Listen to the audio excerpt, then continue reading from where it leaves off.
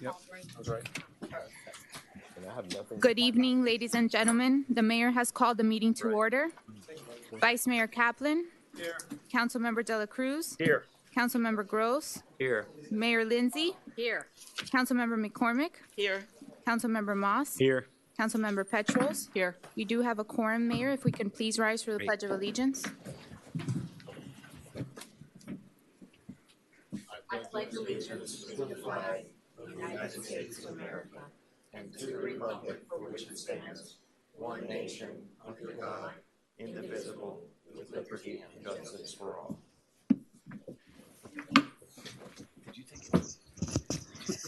First item, Mayor, is a resolution of the Village of Key Biscayne, Florida, adopting the proposed millage rate of the Village of Key Biscayne for the fiscal year commencing October 1st, 2017 through September 30th, 2018 pursuant to Florida Statute 200.065 Trim Bill, setting a date for a final public hearing to adopt the millage rate, providing for an effective date.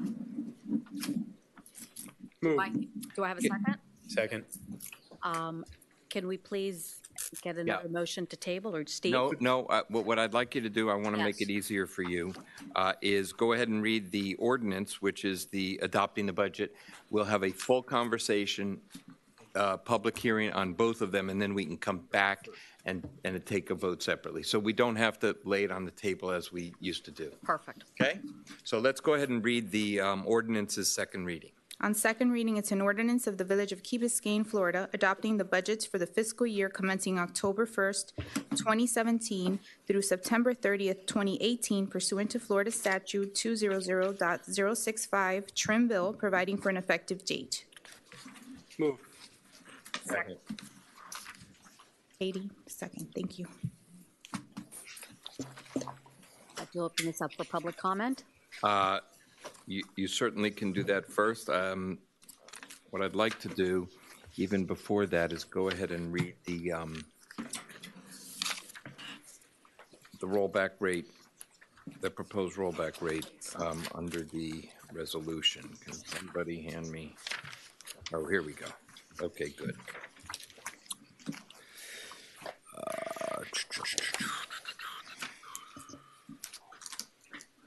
I'm sorry. I thought it Would you like for me Was to read it? section?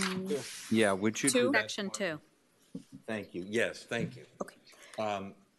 The first announcement that you need to make at each of these hearings is that the rollback rate is 2.8890 mils, and the proposed millage rate is 3.0 mils, which is 3.84% over the rollback rate. Okay. So, Mayor, you can proceed as you wish if you want to have a conversation amongst yourself first, or the public, however you wish to go forward. We'll go first for the public. Great. Up to our council. I'd like to open this up for public comment. There is no one signed up. We will be closing the public comment. Council members who would like to weigh in first. Why don't we talk about the changes from last time to get us started?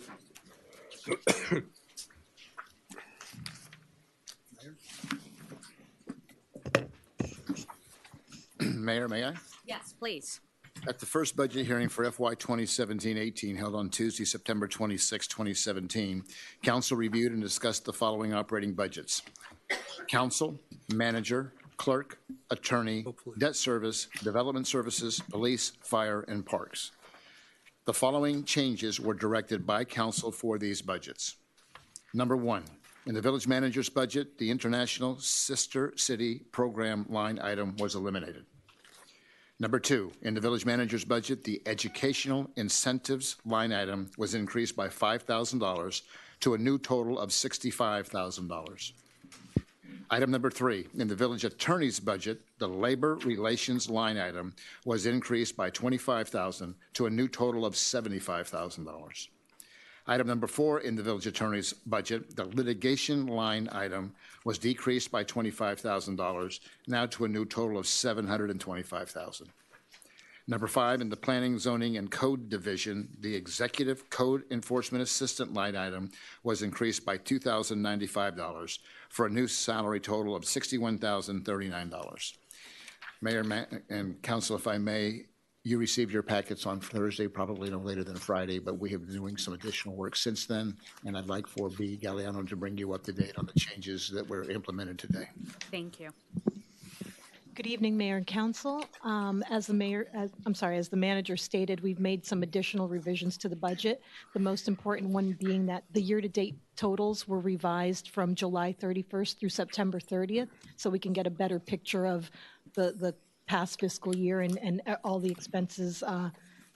As a result of that, we actually increased our revenues in the community center by $129,000. To be more in keeping with our actuals and our historical collections. And the other thing we did was we moved out any capital outlay items out of the building and the planning, zoning, and code departments and public works, and we moved those over to your capital improvement plan budget. And those totaled $88,713. The other thing we itemized for you was the fact that for the building department, we're going to be collecting $1.2 million in revenues. The building division budget is 1.7, so that the difference there, the 500,000, is going to be coming out of the building reserves that we have accumulated to make that department completely neutral, not generate any or not use any revenue from the general operating revenues. Okay. Are those the only changes? Those are the only changes. Okay. Does the move of the capital items affect the ability to use the EPZ? No, they don't. They don't. Because that's really where we keep those reserves anyway. So it's just more in keeping, just to keep everything more consistent, we move those capital outlay items over there. I promise by the time I'm out of here, I will no longer say BPZ. I can't do it. Yeah.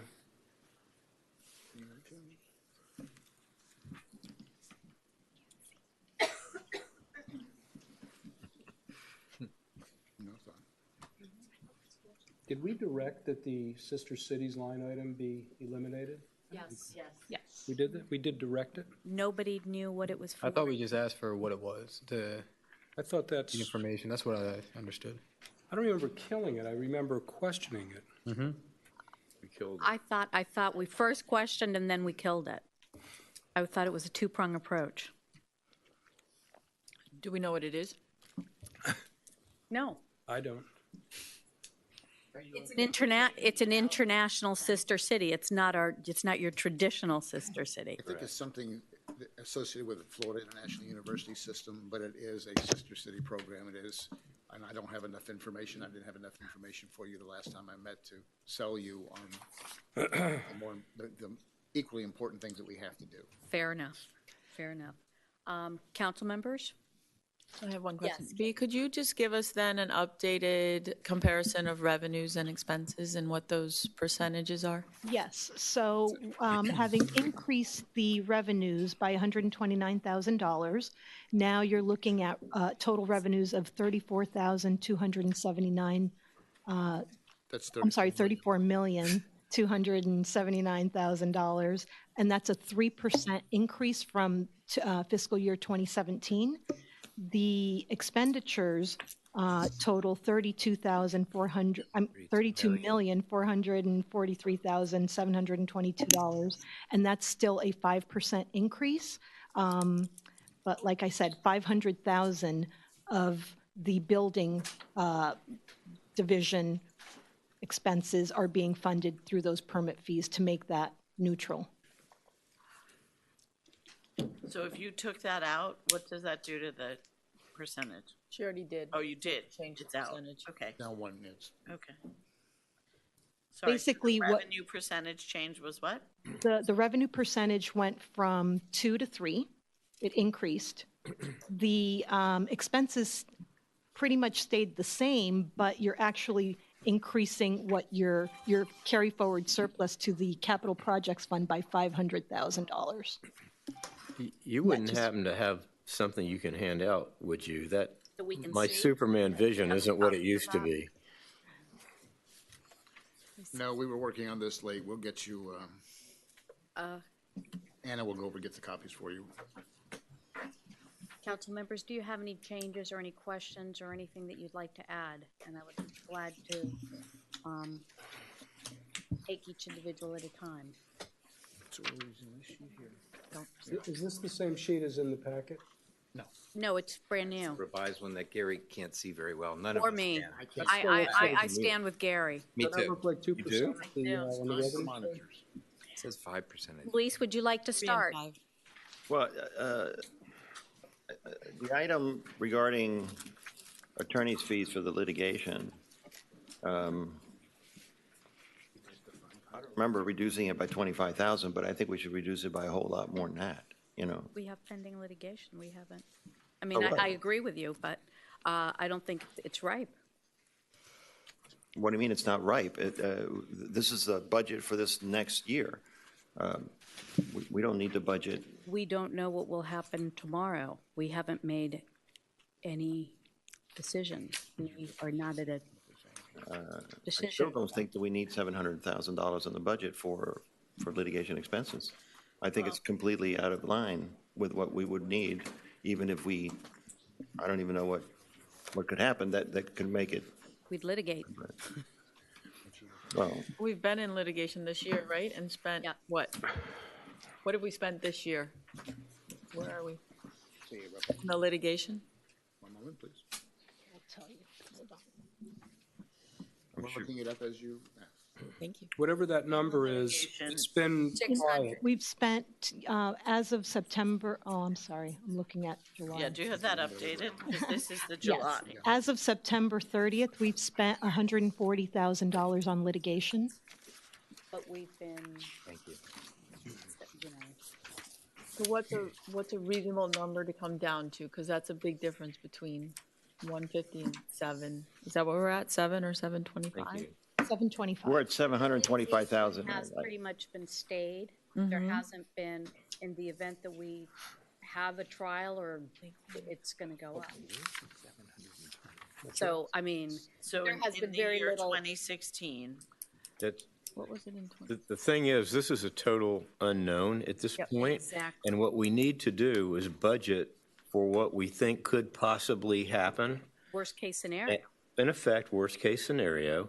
And if it doesn't happen, then we've got an excess in our budget of expenditures, which is great because it increases our excess revenues for the year. But if we don't budget for it, and then it ends up being a really big number, that's what could create a problem. And it's very difficult to budget for these unknowns that we can't forecast. What did we pay in 2015? In 2016, we paid $623,000 in litigation. Well, then, I mean, Worst case scenario, I don't think that's. if we're looking at the worst-case scenario, we better double that. Well, we Well, don't. I mean, Okay. that's just a fictitious amount. Do you you know. move to double it? Is that what you're suggesting? Well, I mean, it's just that if we're looking at the worst-case scenario, like Gary says, then we have to ramp up for litigation, which means we have to take unknown number of depositions, and we know how much our litigation costs are. It would be twice as much. So what do you suggest we do? Keep it the same or double it? I think it's totally unrealistic, but, you know, whatever you guys want to do, if you want to keep that fictitious. What do you think is a number- reasonable number, given the two things we're trying to balance? I mean, I think 500,000 would be more than enough, but I think that is even way too much, but But the thing of it is that just because we budget it doesn't mean we're going to spend it. I understand. It's just there in case we need it, if in fact this whole thing turns south and we have to get into serious litigation and maybe a trial. What would If we we do? don't, good for everybody, and we budgeted money that we didn't need to spend, and it goes to the bottom line. Let's say that that everything goes south and we are somehow forced to litigate, which no one can force us to litigate. but we feel compelled. We feel compelled because we represent, that's the position that the Okay, village needs you to know, take. And that's the, Then where will we get the balance? We don't know if there's a balance. Well, I mean, Well, given the fact that we also ask of everyone that puts this budget together not to create surplus in their line items. I think it's beholden to us to also try and come as close to what we expect is going to happen. And I recognize that there's variability here, but I think we need to keep that in mind also. Keeping that in mind causes me to recall that this number came from advice of counsel. Yep, Yeah, it did. From advice of what counsel? the council. Litigation counsel. So, See, it's a lot easier to budget for an operating department because we've got history, we can control it, we can determine the level of service. If there's something in there we don't. All right, I withdraw my, my concern. okay. Council members, anything else? Can we go back to talking about the two new positions in the development office? The one half of the mechanical inspector and the code enforcement. I think my question is just about seeing a big increase overall in your department and wondering if this is the year to do that, those things, given the fact that there are going to be ongoing expenses, right? Like some of the other expenses I realize are spending down of the surplus and doing things that need to be done, and that now is a great time to do them because you're spending down the surplus, but those two are going to be ongoing and sort of trying to look down the road at what we think may or may not be happening in terms of permits being applied for and whatnot. How, can we talk about that a little bit? Sure. In reference to the mechanical inspector, that's the real purpose of having a reserve. That's the ability of having a reserve, that it helps fund those kind of positions that are level of service oriented. We are on the downturn of activity. Activity, in my experience, have always been cyclical. We're at the bottom, so we can expect that in the next year or so, things will start turning up, which means we'll see increased activity. But not so much of what we're expecting, but so much what is here today, that is an increase of level of service, because today the part-time does have its limitations. We can't process walk-through permits as far as mechanical. For example, a contractor wants to come over in the morning and say, I want to do a change out for an AC permit, which is usually a walk-through. They can't because he's not there in the morning. They have to leave it, so it's the next day. Inspections for mechanical are not available on Fridays. So that's actually a worse condition because now you're talking about construction timeline having a one-day lag when it comes to mechanical. And usually there are other inspections that have to proceed mechanical or succeed mechanical, so that adds to the holdup as well. So that's as far as, that's the real purpose of the mechanical being converted to a full-time at this point. So, Sorry, go ahead. I just want to make sure I heard you correctly. This function is performed by a part-time person or a combination of people, part-time. Part-time. And there's a one-day lag, basically, between processing and that sign-off, mechanical sign-off. For walk-through permits and some drop-off permits and inspections. Yes, it's a level of service that we don't have in any other trades because all the other trades are full-time. But is it available. On average, is it a one-day delay over what it could be optimally? Well, I mean, if you talk to, depending on who you speak with, a one-day delay could be critical, especially if it's an AC contractor coming down from Palm Beach that wants to process. That's a normal thing, and they find that we don't provide that service on a regular basis, so it's Yeah, I'm not editorializing about the magnitude of the, I just want to understand the delay. Yeah. If it is one day, that's all I'm trying to get at, on average. How long have we been working with a part-time mechanical inspector, to your knowledge? I can't say for sure how long it's been. I don't have the knowledge that goes back in the budget. 2 to 3 years. 2 to 3 years. Do you know what the total number of permits issued for 2016 was? Generally, the total permits, they're in excess of 3,000 permits a year. How many permits do have we issued through August, September? Through August, 2,800. And See, I'm concerned about increasing the cost of our operation in a time when I personally, I mean, I'm in the, sort of in the business, you know, real estate is what I do for a living. I don't see an uptick in activity anytime soon. So, you know, I got to look at my personal experience in order to make decisions here, right? So if we've been dealing with and I don't doubt that you will one day possibly need a full-time mechanical inspector, but I don't think it'll be this year. I really don't. You know, I think that I'm all for the software improvement. I'm all for the hardware. I'm all for, you know, bringing us to the 21st century and all that kind of stuff. You know, I've told you that. But the other, you know, increases in a department that I don't believe is overwhelmed at this particular moment, I'm not sure that I can rationalize it. Luis, you've made very compelling arguments. I have to say, you've convinced me. I agree. I think But I'm looking at this to finish the takeaway from your report a moment ago. It's not, as I think you're explaining this, not in terms of a volume of demand on the service, but on an inability to perform one aspect of the service, which is walk-ins, because we just don't have that capability.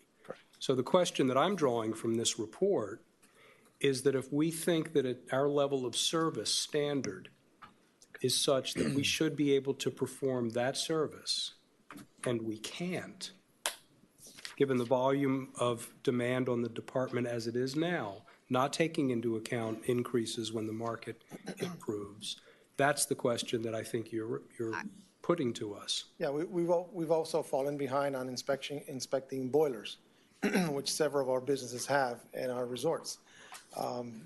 Because, again, we're on a part-time basis, and now we're talking about a level of safety as well.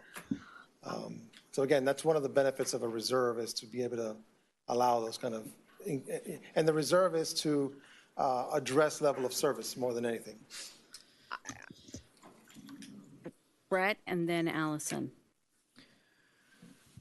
So the level of service goes towards, I just want to separate this a little bit because it benefits the residents, and it benefits mostly the residents who are using the service. And the residents who are using the service are the ones paying for the permit fees. Over the last, or I know you haven't been working here long enough yet, but maybe since you've been working here, have you seen people who are paying for the permits complaining about this specific level of service missing? Or, I mean, is this what triggered it? Have you seen, you know, people requesting for this to be increased? It might have been, not to me personally, but that was one of the things that the building official, when we started to work on the budget, expressed to me, that we needed to convert that into a full-time. It might have been that in the past, since he's been here longer, he has received those complaints, and that's the way that he expressed it to me. Because the people who are paying for the permits are paying for that service, basically. And if you know, this is supposedly not supposed to be coming out of the general fund. It's supposed to be paid for by the permit fees.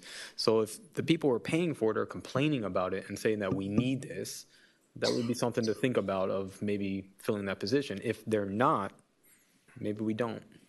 I'd never, well, Katie, Allison, I'm sorry, Allison, Gary, and Katie. I'm trying to keep track. That's fine. I understand the need. My question is, does it have to be, I don't really know how to say this. Is it possible to have a different inspector who can also cover this gap for the times where their person isn't there? Like, is there such a need that you need the 3 full-time separate people? Is there another way to get at providing the same service without adding permanently another full-time position, that ultimately when you set your permit fees, you're going to have to cover that? And if we are expecting a downturn, then you're going to have less permits drawn and fees are going to go up again. You see where I'm going. Well, there's a service that you can use, right? Atkins or something that you. I'm sorry? isn't there a service that you can use for part-time? Gary, you're next. Yes, but that will increase the bottom line as well, because that means that they'll come in, but That's only if you needed it. Only if you need it, yeah. that would be every day and every Friday. So the only way to guarantee that is to have your own dedicated employee. If we're sharing employees, then we're not necessarily being able to get that employee when we need it, if we're sharing them. And that's usually what a part-time employee is about.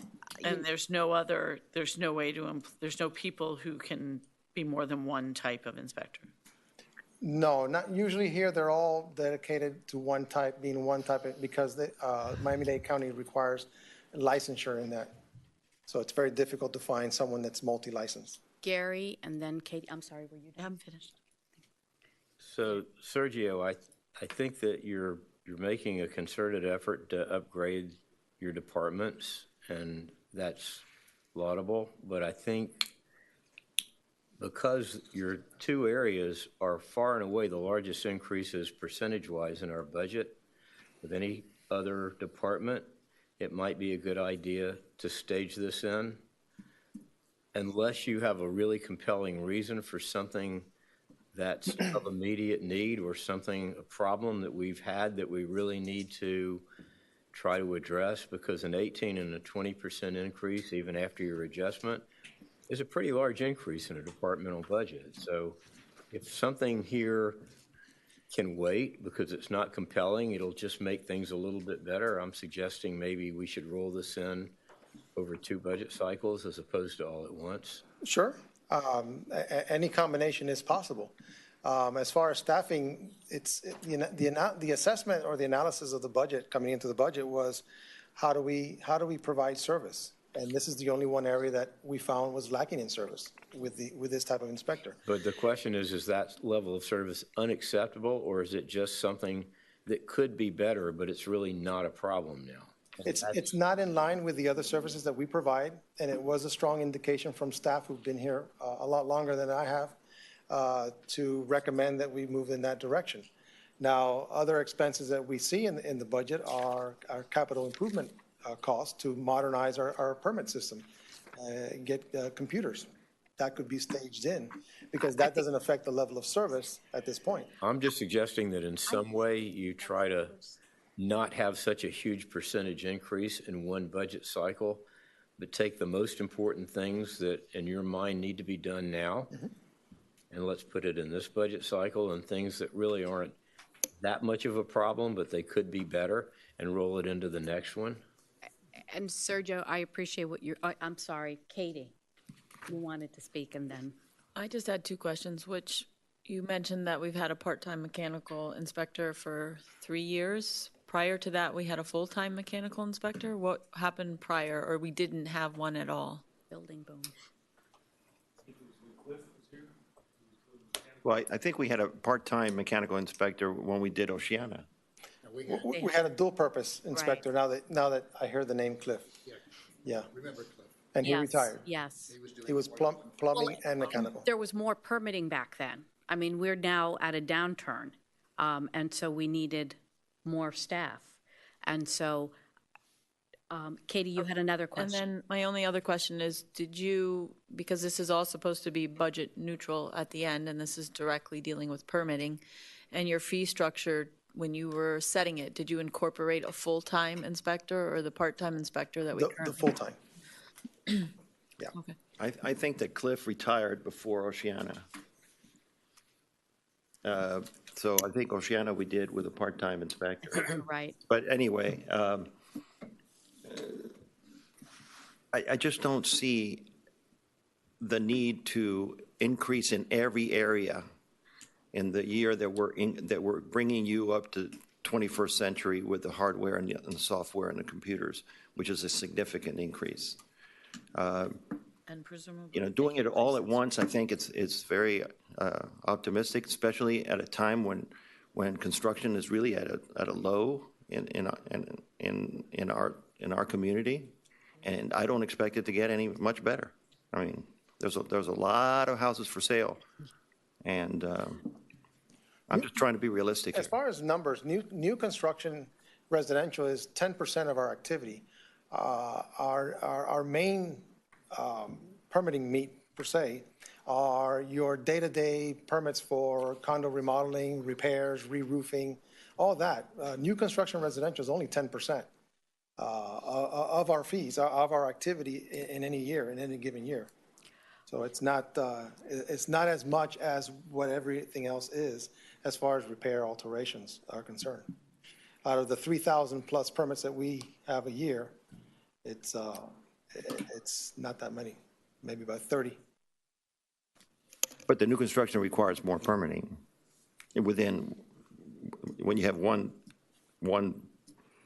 general permit, you have then all the trades. It's all relative because then it's all spread out amongst the other 90% of the permits that you still have to provide inspections for, one way or another. There are a lot more, what you're saying is there are a lot more inspections concentrated on one project as opposed to spread out amongst the other 90% of the permits. Correct. But in the end, it's still 11,000 permits that we do on an annual basis. And 10% of that would be devoted to single-family new construction. Sergio, do you happen to have the actual numbers? And I think I mentioned this at our last budget hearing of the permits that were actually pulled for the last. Single-family for, yep. Everything. We used to get breakdowns of permits. What I had been told, though, is that we are, again, and to Lucho's point is, there's been a downturn, and so the market is soft. And to Lucho's point again, we are automating and going online, and that has been proven in other communities and other departments to create a higher level of service and bring efficiencies to the department. So I'd like to see those savings and see how that impacts positively and get that, especially when we don't have the numbers to the permits and we weren't provided that, so we don't really know what the need is. And I think, traditionally, we have a reputation for having a pretty good level of service compared to other municipalities. So while it's a benefit, is there a need? Is there a real need there? And I think that's what this council is concerned about. Yeah, so while our new permitting system will bring a new level of access for our customers, it does not perform our plan reviews and it does not perform our inspections. Human beings still has to do those. And that's what we're talking about here. Being able to do timely plan reviews and inspections. I understand that. So automation doesn't address that. Yeah, but I don't know that there's with the reviews, there's been, and I'm sorry, Frank, you wanted to speak, and then Brett, who wants to speak to that. I'm not really advocating on this, but I wanted to understand what drove this. No? But I'm looking at this, I think, a little bit differently than the expressions that most of my colleagues have proffered. First, on the budget, when you have zero and then increase it to something, the percentage increase is going to be skewed proportionally because you had zero. Secondly, I don't think you're speaking about this in response to a volume demand. You're speaking about this in response to a perceived deficiency in our regular deliverable. Correct. And you're also saying that the software investment has nothing to do with that deficiency. Correct. And you're also saying that it's expense side neutral because it's paid for out of accumulated reserves. Yes, sir. So it boils down to where my first reaction was in response to Allison's parsing of your report as to where this came from, which is that it comes from a perceived deficiency that you say has elicited comments from the people that provide the service, and that is an outlier in our regular service, a negative outlier. So the question before us is, if we think that's important enough to do something about it right now, we are faced with this decision. And if we think that we can comfortably, tolerably continue to perform at a relatively deficient level relative to normal across the board, that's a decision. Brett. The question that I have would be two questions. One, are the people who are paying the permits requesting for this additional service? They want this higher level of service. And two, are they willing to pay for it? Because ultimately, they're going to be paying it out of the permit fees. And the owners and the residents are going to pay for it. And if they are requesting it and they're willing to pay for it, then the decision is easy for us. So I think those are the two questions I have for this particular part of the budget, because it's coming from the permit fees. Although, if I might, that's right, but it won't always be right, I think, because at some point in time, we will not be funding this out of reserves. And when you hire an additional person, it adds to the roster, and all of the employee costs that are associated with that additional person in the census will be carried out of the expense side of our budgets forever for time to, Unless we adjust the permit And Frank, structure. but that's my concern is if it's not really needed now and we're hiring a new employee, when it's, when we go through our reserves, we've added something that we're going to have to cover that may have not been absolutely essential. But Brett is also right. It's hard to figure the calculus, but because the permit fees are correlated to the demand, the service. And so the permit fees over time will altogether or in substantial part pay for that increment. And we have not, no one has spoken to that. And that is part of the workshop and what we should have done when we asked for a report from this department that was supposed to be timely presented to us.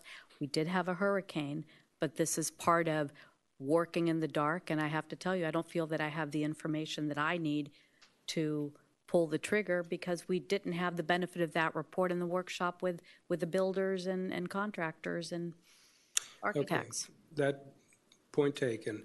I think to me, and I will respectfully suggest to my colleagues, this is simply boils down to the nugget of what you said embedded in your report. We have a deficiency relative to our regular services. This is a way to build up that deficiency in a budget-neutral way. Well, we probably have deficiencies that we could shore up in every single department if we're looking for perfection. And to me, it's not perfection, it's adequate. And to me, is if we hire this person and we're beating this to death, can you keep him busy full-time? Or is it just somebody that's going to sit around waiting for something to do so we can respond to it one day earlier than if you had to have a part-timer? It all boils down to value. And ultimately, the people that are paying for this are going to be paying the permit fees to support it. Do they want to pay a lot more money to have some instant mechanism as opposed to a 2 or 3 day delay? And I think our whole push has been to try to reduce permit fees to a fair and reasonable amount. So it's a value judgment, and I don't know the answer to it. I don't know what percentage of time we could keep this person busy. And I also don't know if this is the only way you could possibly trim the increase in your budget. So if you're saying as our department director, everything is essential and we need to do it now, I'm not going to fight you on it. But I'm just saying to you, as one of the people on the council, if not everything is essential and it's something, and some of these things are not really, we're looking for perfection as opposed to just a major improvement or something, I think we should be spreading it out. So How would we spread it out? Would we, you either hire or you don't? We hire next year. We spread out, we do the software and hardware and do other improvements, and we do this as phase 2. And just for the sake of moving this along, because we have a really long night, I am going to move to keep it at part-time. And if I have a second? Yes. Yes, of course. Given the quantity of demand that you feel like you have now and that you can foresee happening, do you feel like the way to level out the service is by bringing up all 3 full-time, or could you ever see a time, is there ever a time where the appropriate thing is to have 3 part-time? 3 part-time? Like all of your inspectors being part-time instead of, sorry, my mic was off. To have them, like, is there ever a time anywhere that you worked where you have, the demand is such that it's justifying that everyone should be a part-time inspector as opposed to having, in other words, what I'm saying is, are we leveling out by bringing someone up when in the future maybe the thing would have been to Well, that goes along with the community and the level of activity that the community has. For a community like this, where I've seen historical information, it's never been low enough to substantiate having everybody part-time. On the contrary, everybody keeps busy. There's enough work to keep everyone busy. There are things today that we should be doing that we're not in the mechanical realm, and this goes to addressing that. So, The level of service. Yeah. You want the high level, the mid level, or the low level? But do we need it right now? That's my question. The thing is, are we okay with the same level we had this year? Are we okay with it next year? That's the Can I question. just say one thing about the right now? The difference between this, and I brought this up because I really didn't know where I felt, but the difference between this year and next year, if we're paying it out of the surplus, isn't really that drastic, right? Right. So I think the bigger question is, first of all, is this the level of service we feel like we should be providing? And second of all, once you're done with your surplus, where do you think our permit fees will fall in order to cover all of these employees, including this being a full-time? And is that what we want? Because we're offering two things to customers who come there: the permit fees and the level of service with their inspectors. Mm-hmm. And so where do we want our residents to be when they come is sort of. Can I make a suggestion? yes, please. Why don't we hold this for a year, do the permit fee workshop, find out what it is. We do our research in the community, work with Sergio, try to figure out a little bit with the contractors and see what people really want it and they're willing to pay for it. We see what the new fee structure is going to be, and next year we make the decision. I think Is that that's a very motion? reasonable. Is that a motion? I'll make the motion. Yeah. Second. Second? All those in favor? Aye. Motion carries. Thank you. There's 25,000. Apologize. I thought the public comments was with respect to the millage rates. I wasn't sure that it. Can I ask one simple question real quick, please?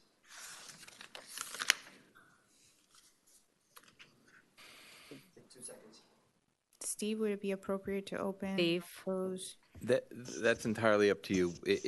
Both items were read into the record.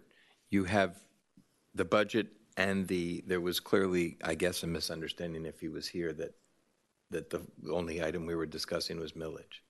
So it's up to the council. I'm good. I'm fine. Fine with me. Robert? Or Derek, I'm sorry. That's your punishment.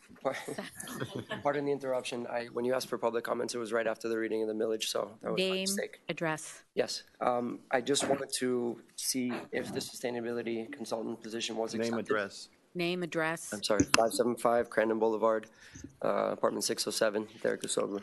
Thank you. If it was accepted, because I don't see a specific line item, and I'm wondering where in here it was placed, if it was. There is a line item for sustainability, Okay, okay? thank you. Where is that? Just for my personal reference?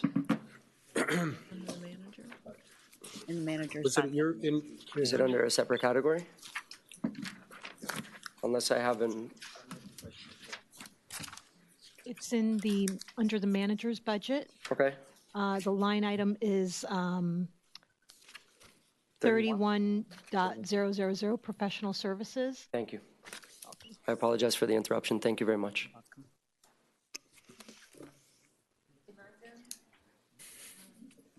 Okay.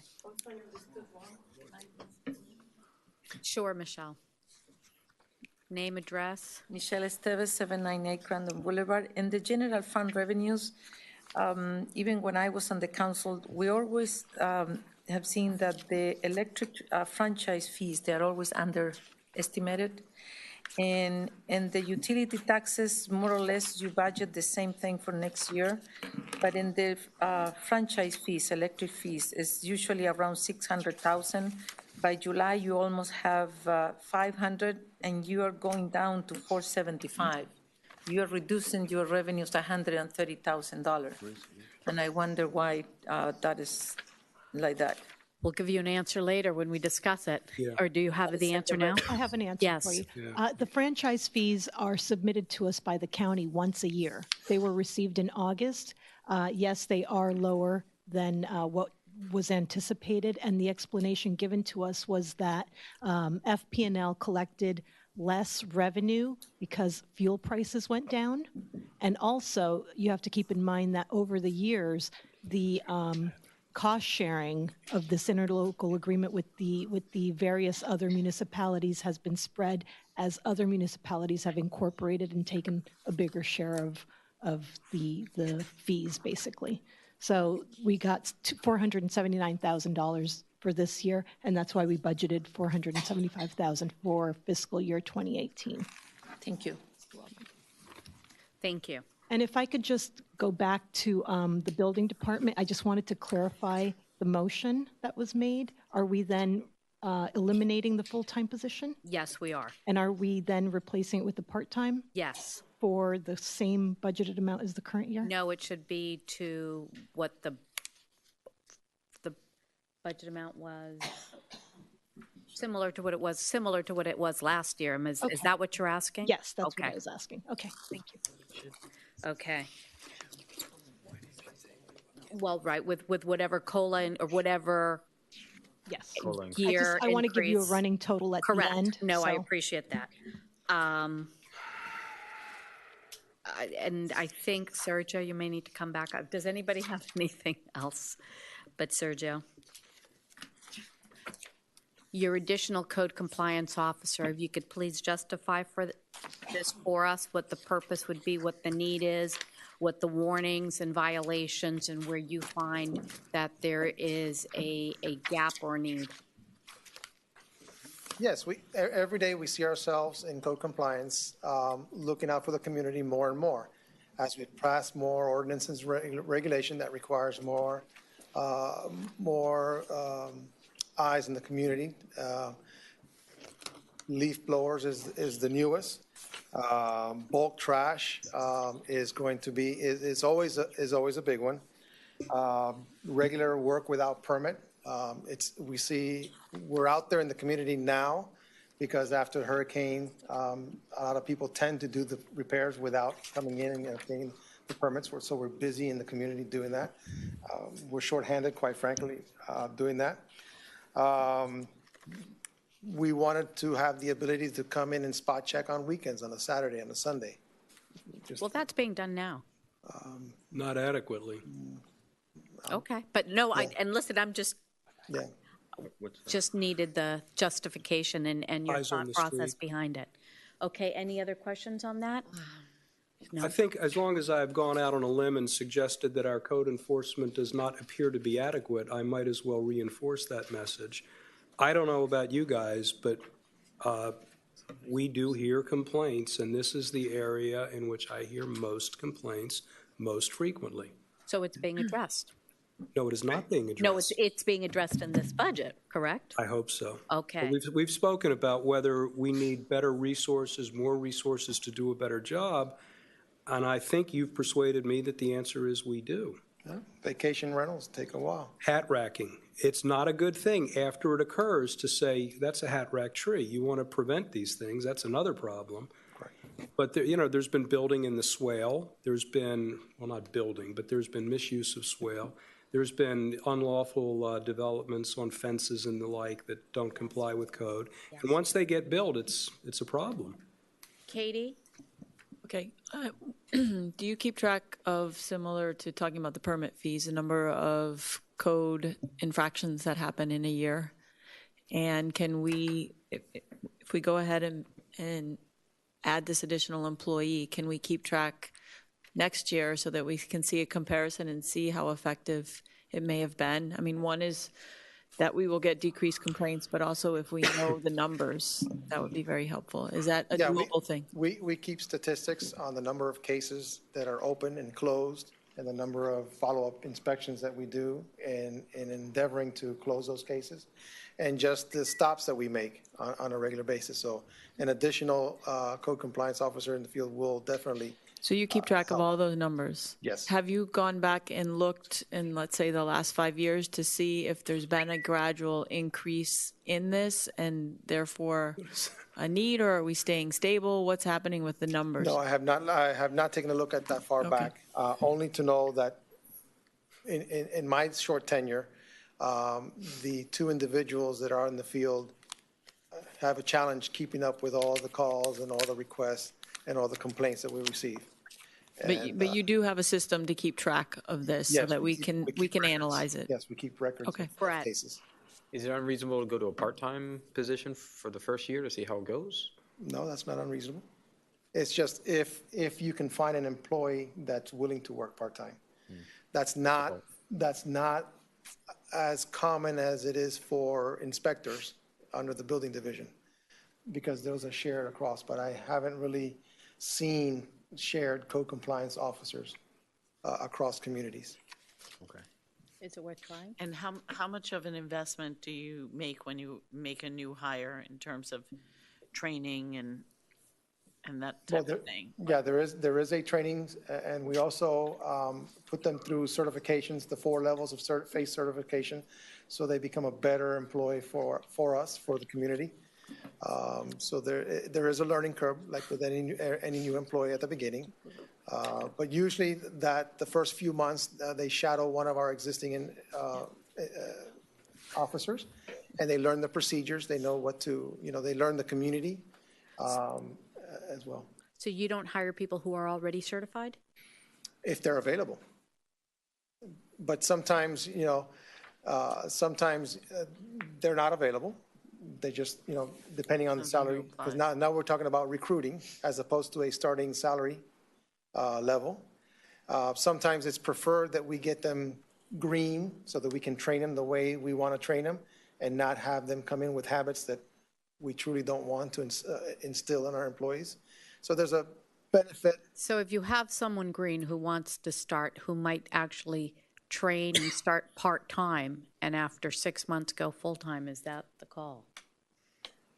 I mean, We leave it flexible for him to make a, Again, people, the maybe challenge- it gets advertised. The as challenge a- would be to a find someone full-time that's or willing to part-time. work just part-time. Okay. Well, I know that you have the best trainer. Thank you, I appreciate that, sir. Mike Miller is probably the best code enforcement officer You were talking about in the me. state of Florida. So,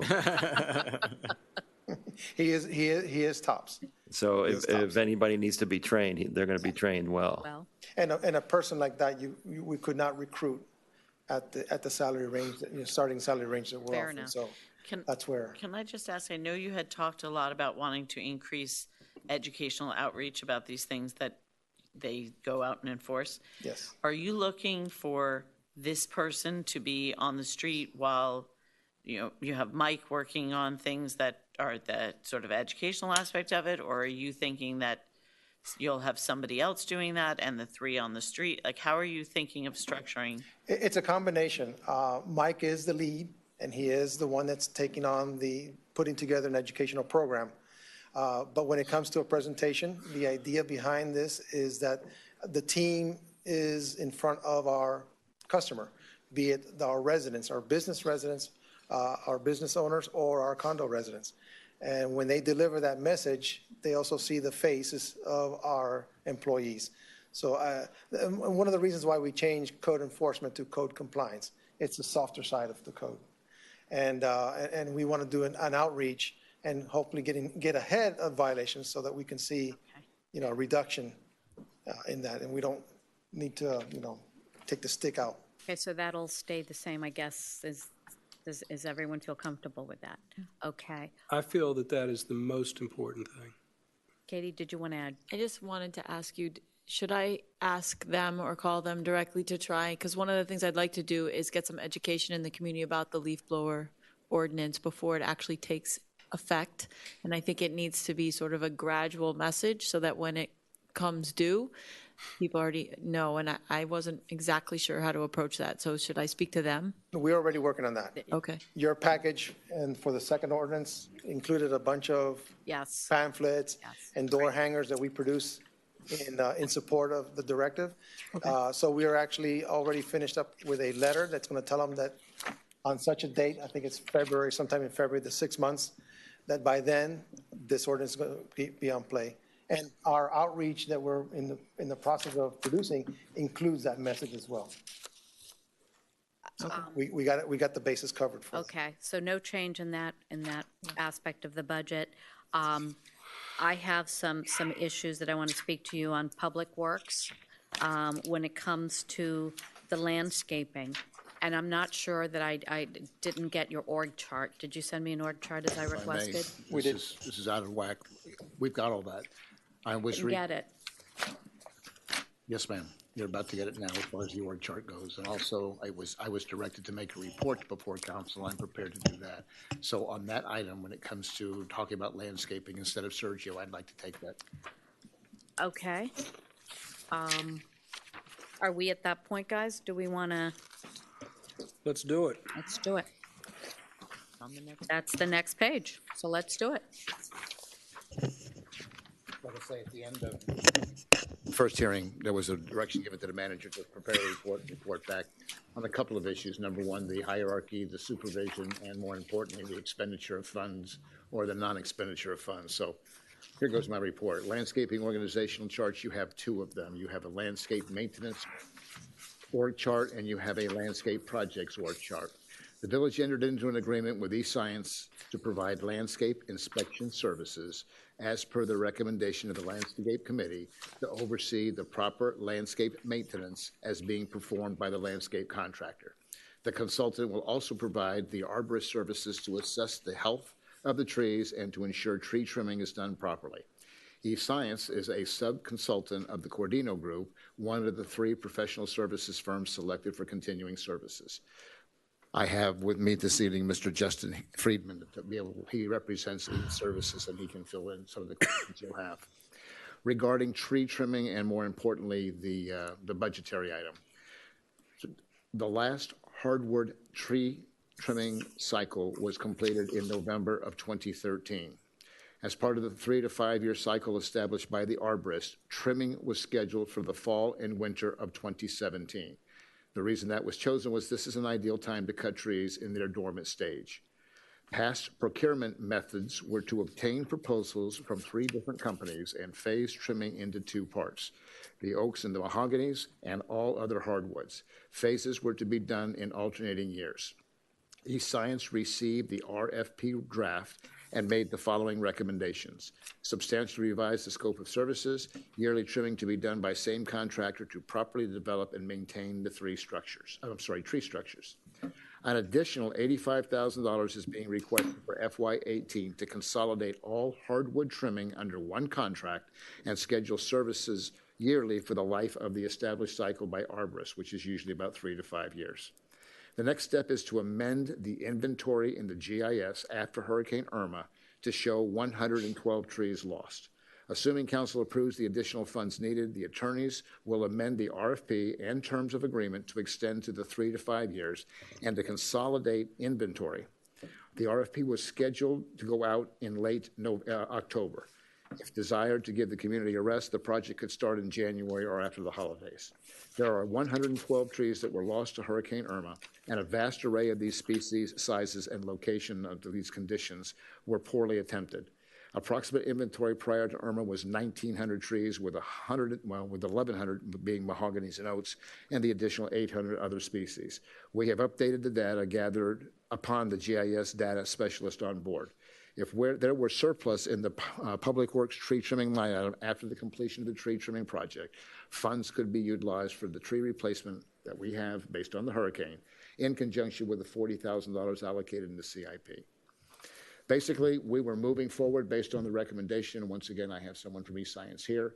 We just got caught up with the hurricane. We got caught up with things. We didn't get the RFP out yet, the RFQ, but that's not to say that the money wasn't being spent. We have done a tremendous amount of, as a matter of fact, I have to update that number for you, but I think it's in the neighborhood of $117,000. We've gone to do tree trimming before the hurricanes came through, or the hurricane. So. Who's the gentleman that's? Mr. Friedman. And what is he? He is with eScience. That was the subsidiary, I don't mean it that way, but that was the company that the Cordino Group recommended. He was under that A&E org chart. And I think that he can give you some additional information. About? Well, there was a concern about the trees weren't trimmed. Right, okay, yeah. Mr. Friedman, please. Good evening. I'm Justin Friedman, representing eSciences. as was mentioned, we're a sub to the Corradino Group. And I'm sorry, yeah, it's a specific question. Specifically, you came out and evaluated our trees. Correct. Okay. Can you give us, can you give us some background? Just a little background. So I believe we started back in May or June, working with Anna and Tony. And our initial scope was to assess the landscape areas. There's about 36 landscape areas within the village that you all maintain. Our initial project and what I think Anna had considered as a priority was inspecting those landscape areas for their maintenance practices, for their appearance. We've taken the last few months to get an understanding of the values of the community when it comes to landscaping, taking a look at these areas, and have come up with a system through which we've been able to inspect them. Part of what we're adding to that is that we have ISA certified arborists on staff, consulting arborists, and we have managed to look at and inspect the trees within those areas. We have not conducted a full inventory of the trees within the village. I understand that was done. That's already being done yesterday. A few years ago. Do you have your own arborist, or are you suggesting? I personally am a certified arborist. We have 3 others on staff, certified landscape inspectors. Very qualified to do this. We do this for a number of cities. So why would we need a second arborist, I guess? Where do you see a second arborist? I'm sorry. I guess the consulting in the past has been for an arborist, no? For horticulturist. No, that's there.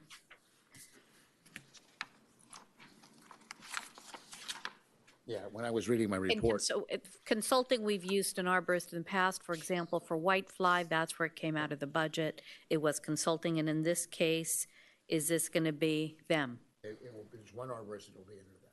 And it will be them, okay, as opposed to, so you're going to provide multiple services? Correct. So, you know, what we had proposed is to, you know, we took the last couple of months to see how to best provide these services. It would appear that we can inspect each of these plus or minus 36 landscape areas and provide a report within about 2 field days and an office day, and then we have another day that we've proposed for other types of consulting services that to date have included providing tree permitting support for Parks and Recreation, inspecting a variety of potentially hazardous trees, writing reports, third-party reports associated with trees that there was some question as to whether or not they were continuing to be viable or whether they could become a safety concern. So it seems like there's quite a bit of opportunity where a third-party consultant could help y'all maintain your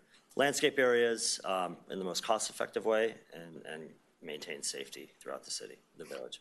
So I'm not really sure what the 36 landscaped areas are limited to, but we have big trees all over the island. So I'm not sure that, are we limiting his inspection to certain? When we came up with our inspection report package, it was based on 36 areas that were identified in the Village of Key Biscayne village-wide landscape plan. So that's where we started.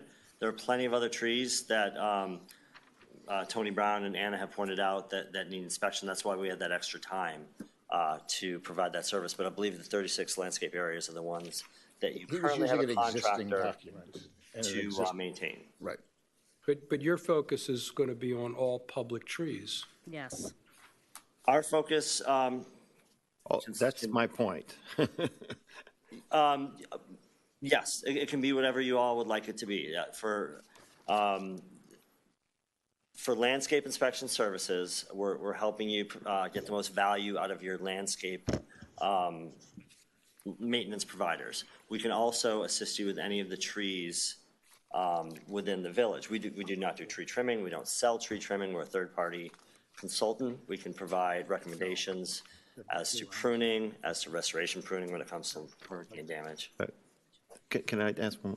Yes. As a layman, okay, which is what I am in this particular subject. When I went out and I looked at our community, I saw that we had lost an enormous amount of very mature trees that had survived Hurricane Wilma, Hurricane Katrina, whatever other hurricanes we've had within the past 25 years. Some of them had survived Andrew. And so to a layman, again, it appeared to me that a lot of those trees were lost because they weren't properly trimmed, because they were probably too heavy. And so the big branches are the ones that broke off. That's the way that I saw it. A lot of people were commenting the same thing. That's probably totally wrong. You don't have to answer that question now because maybe you haven't seen everything that we have going on, but that's the kind of stuff that I would want you to be able to, And absolutely, that is stuff that we are aware of. So not only are we certified arborists, we really have kind of the cream of the crop when it comes to staffing. The International Society of Arboriculture, the ISA, that certifies arborists. The president of the Florida chapter is one of our employees. I'm the immediate past president of the Florida Urban Forestry Council. We are on top of the latest research and best practices. We can certainly provide that type of consulting for you. And you're right, I saw a lot of mature mahoganies that had lasted a really long time fail in this storm. And it's not surprising, mahoganies fail. Tababuyas fail in storms. We just happen to see a lot with this storm. It was a pretty wild storm. All right, I had two questions for you. First of all, it sort of along his vein, did you actually go out on our streets after the hurricane, or you haven't done that? Have we gone out? Has Brian gone out? Okay, so I think with his last inspection report, Brian Volker, one of our ISA certified arborists, has gone out. And when he went out, is one of the things he's looking at is to determine why our trees failed and whether it was something that we can control or whether it's something that we can't control, or what percentage of those two possibilities? I think the initial reason that Brian went out, and Anna, correct me if I'm wrong, was to see if there's any trees that could be fixed at that time, either put back into place, restoration, pruning, things like that. In terms of what we could do to mitigate for potential future damages with storms, that is certainly something we could look at. When trees fail, it's an opportunity to plant new trees and to use the academic research that's out there, as well as our local experience. I'm assuming you would have had to look at the trees that failed, though, because if we remove our trees, then you're not going to know what stood there beforehand, which would be a lot of the information you would need to determine. Yeah, so again, we have done a sweep, but that first one was to see what could be saved. You guys do have a tree inventory. That there is a lot of opportunity for us to plan for the future based on the failures. I'm sorry, one other question. At the beginning, you said that you come out and you determine what the community wants in terms of landscaping. Do you have a feel for what you think our community wants, and what is that? Absolutely. So we've had the opportunity to work closely with your landscape committee, which is excellent that you have a landscape committee of folks that are so eager to be involved with what's happening in the village. Aesthetics seems to be a big aspect of what is valued here. And so we understand people like things to look neat, trimmed, and I understand that. I also see that value is something that's important to the community, and getting the most value out of your landscape maintenance contractors, and that's certainly something we can help with. Issues that linger, I think, seems to be another concern. So part of our landscape maintenance or our landscape inspection reports is looking at deficiencies that linger from month to month. So if we see something the first time, we're going to report it. Hopefully we'll see that corrected the next time. And it'll be a continued learning process as we go. Okay. After the storm, I don't know if you all received some, but there were certainly, I received a lot of comments about landscaping, and there was a clear indication of the trees that did well and the bushes and the ground cover that did well and others that didn't. And so the feedback I got was, will there be, will the public right-of-ways in the swales, will the selection be for hardier, possibly more native, or just different choices than more delicate landscaping? Is that possible? And I wonder if we should open this up to public input. I think that over the next few months, there's going to be a lot of collaboration amongst the various communities. I'm going to a workshop tomorrow where a lot of different municipalities will have representatives starting to talk about these things. There's been a lot of emails back and forth. So while it would be Or at least the best practice, disseminate the best practice. Best planting practices. One of the big things is planting the right tree in the right place. And that will mitigate most potential damage. Having a beautiful oak tree or mahogany in a tiny little space is never a good practice, and that's going to lead to trouble. Planting big trees under power lines is never a good idea. Gary. I want to sort of state what the mayor just said, but in a little bit different way. To me, our number one priority is making sure that this mess that happened never happens again. There are all kinds of plants that are attractive and provide cover, but we need to find whatever is going to be the hardiest and not do what all of these trees did in this last storm, because we can expect that we're going to have a lot more storms, and we understand the problems that we have and are going to have in the future with the cleanup process, not to mention the expense. So to me, the number one ask is let's find something that stays there in a hurricane-force wind instead of blowing all over the island and all over the streets. Absolutely. You guys are at the tip of an island. You can't afford to be trapped here by fallen trees and stuff like that. And it's not just the species. It's the best practices. The species, the soils, the specimens themselves being appropriate and being inspected when they're planted, the maintenance practices. So it's not just the species. It's everything about that tree. It's making an investment in the tree, seeing that tree live its best life. And you call it best practices. I think we need to have better practices than we've had in the past and make sure that this doesn't happen again. Every one of these storms is a learning opportunity, and there are academics out there doing that research. Thank you. You may have already answered this, but I just want to quickly understand the organizational chart. E-Sciences, you are reporting directly to Public Works, and Public Works is relaying the information over to the maintenance supervisor, which is then giving it down to the landscape contractor? Or is E-Science working directly with the, giving information to the landscape contractor? I just wanted to kind of understand how the flow chart works. Yeah, so Anna has been our main point of contact.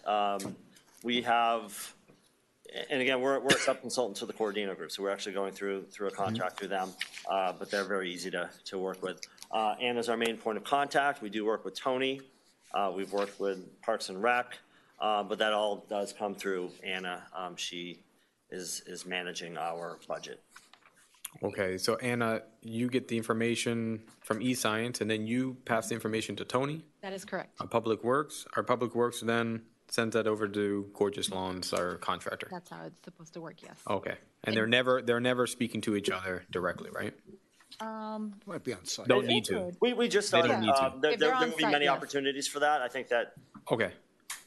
All right, just want to make sure that we look at how that flow of information is, just to make sure things are getting to the right people quickly and not. Well, the more that that whenever you have a party and you say something, and the operator, by the time you get to the changes. 15th person, they got the wrong message. And So that's my concern. That's what I'm talking about. Yeah. So just to ease your mind, we do this all the time, whether it's arbor services, engineering, ecological services. We work with cities, all over the state. We understand how the flow of communication needs to be. We're happy to take input. In some situations when we're out in the street, cities want us not to talk to any residents. In other cases, they would like us to speak and educate people. It's all up to you guys.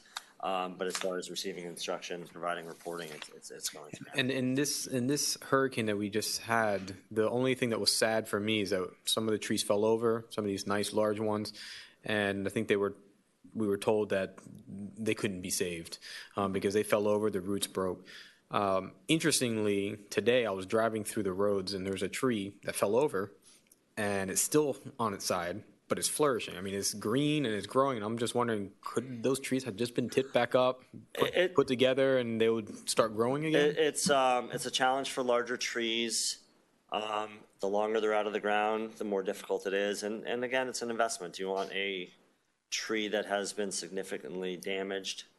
You might not see the result of that damage for 5 years, but that tree might be more prone to fall and damage property or hurting somebody. Or somebody, yeah. While we're on the subject, the dog park, all of its trees are on its side, and they're all seem to be flourishing on their side. So, I don't know, we can. And they're new. Let's. We can, I'm not sure we can talk specifics. Well, I just wanted to mention that because it is a concern. What type of trees and how big, do you know? No, they're small. They're small trees. Let's stay on task. You're great. We'll have this discussion a little later. All right, fantastic. Thank you. But wait a second. It's important because we have trees there that don't have to be replaced, that could be righted, and they just haven't attended to them. If they've been out of the ground since the hurricane, I think that's a challenge. We can certainly look at it. We're coming back next week, Please do. hopefully. Okay. If there are specific areas that you would like us to look at, you can tell Anna, and we'll certainly. May I ask you one question? Yes, of course. Just one quick question, because we're trying to learn, obviously. You've heard questions just peppered at you. Was our experience here approximately the same as the experience elsewhere in Miami-Dade County, Greater Miami? Yes. I mean, there were localized pockets throughout South Florida that really got hit hard.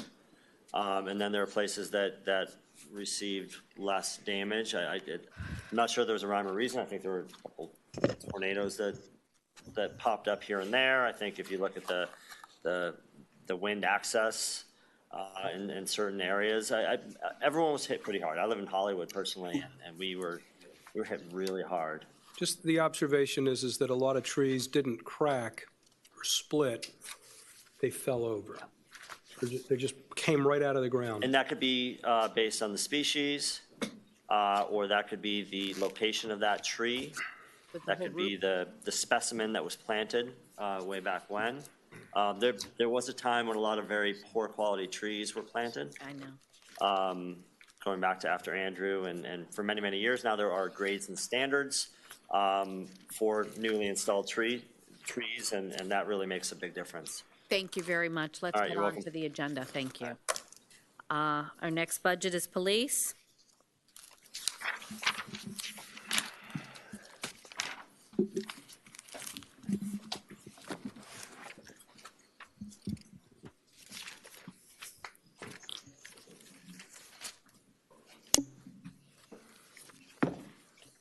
Good evening. Good evening. Last time we met, it was Madison's birthday. Yes, ma'am, it was. And it's her birthday again today, so I'll make this really quick. Excellent. Where do we start, folks? What do you have for us? Well, I know there have been some concerns about our staffing and our overtime. And I know that is a bit of a contentious discussion amongst some of the council members. So I took the liberty of kind of breaking it down. And just, if you'll bear with me, let me talk about some of the things that we provide in overtime that we could always cut back on or stop doing and still be able to provide the basic services that we provide here in Key Biscayne.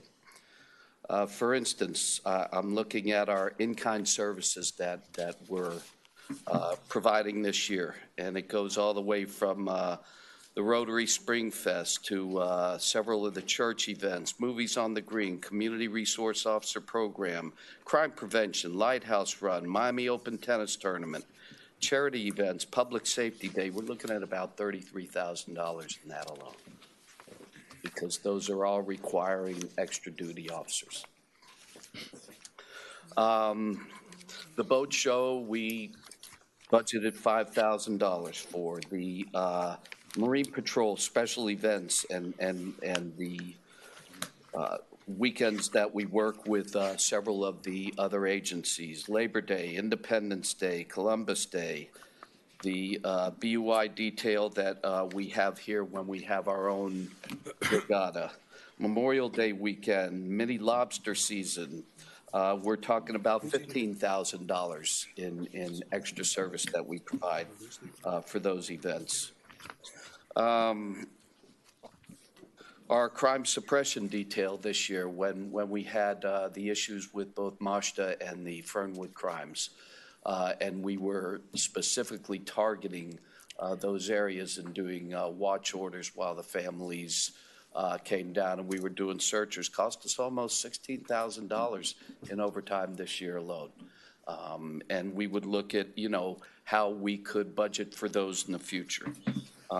Easter weekend, Halloween, New Year's, traffic enforcement, if we were to do the DUI details with the county out on the causeway, which we budgeted for, 3 DUI details during the year. So all in all, we look at doing all of these additional services on overtime. And I believe they're necessary, but they're here for discussion. The other overtimes that we all know about is our manpower shortages, and those are based on minimum staffing. Those are things we do our best to control. Right now, our entire TO is just too short. We have 2 young men in the academy. They'll be out in December, at which point we will have full staffing for our squads. And we are currently at full staffing in our other positions. So the entire organization is only 2 people short, and that'll change in December.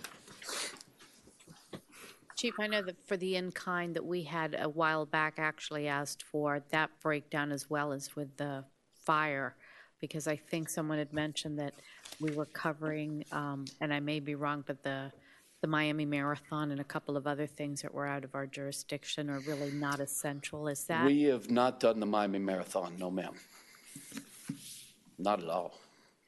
That doesn't even come close here. It doesn't, it only goes to the base of the big bridge and it loops around. But for instance, if the president comes to town, all motorcycles in Miami-Dade County are requested to be there as part of that huge presidential delegation, and we do things of that nature. Our dive team has been called upon to do evidence dives in Opelika when they've had a lake and they've had a gun down in the bottom of the lake. We do presidential security dives whenever a president or a vice president stays along the water in Miami. Those are the types of things that we provide that cost money, and they're all in kind, every one of them. But they're all give and takes, and they're all quid pro quos. But you could take a look at all of them and give me some direction. Is that the list, or? No, real quickly, what percentage of the overtime are these in-kind projects, and what percentage are shortages and sick time and things like that? Thank you very much. It wasn't me. Thank you.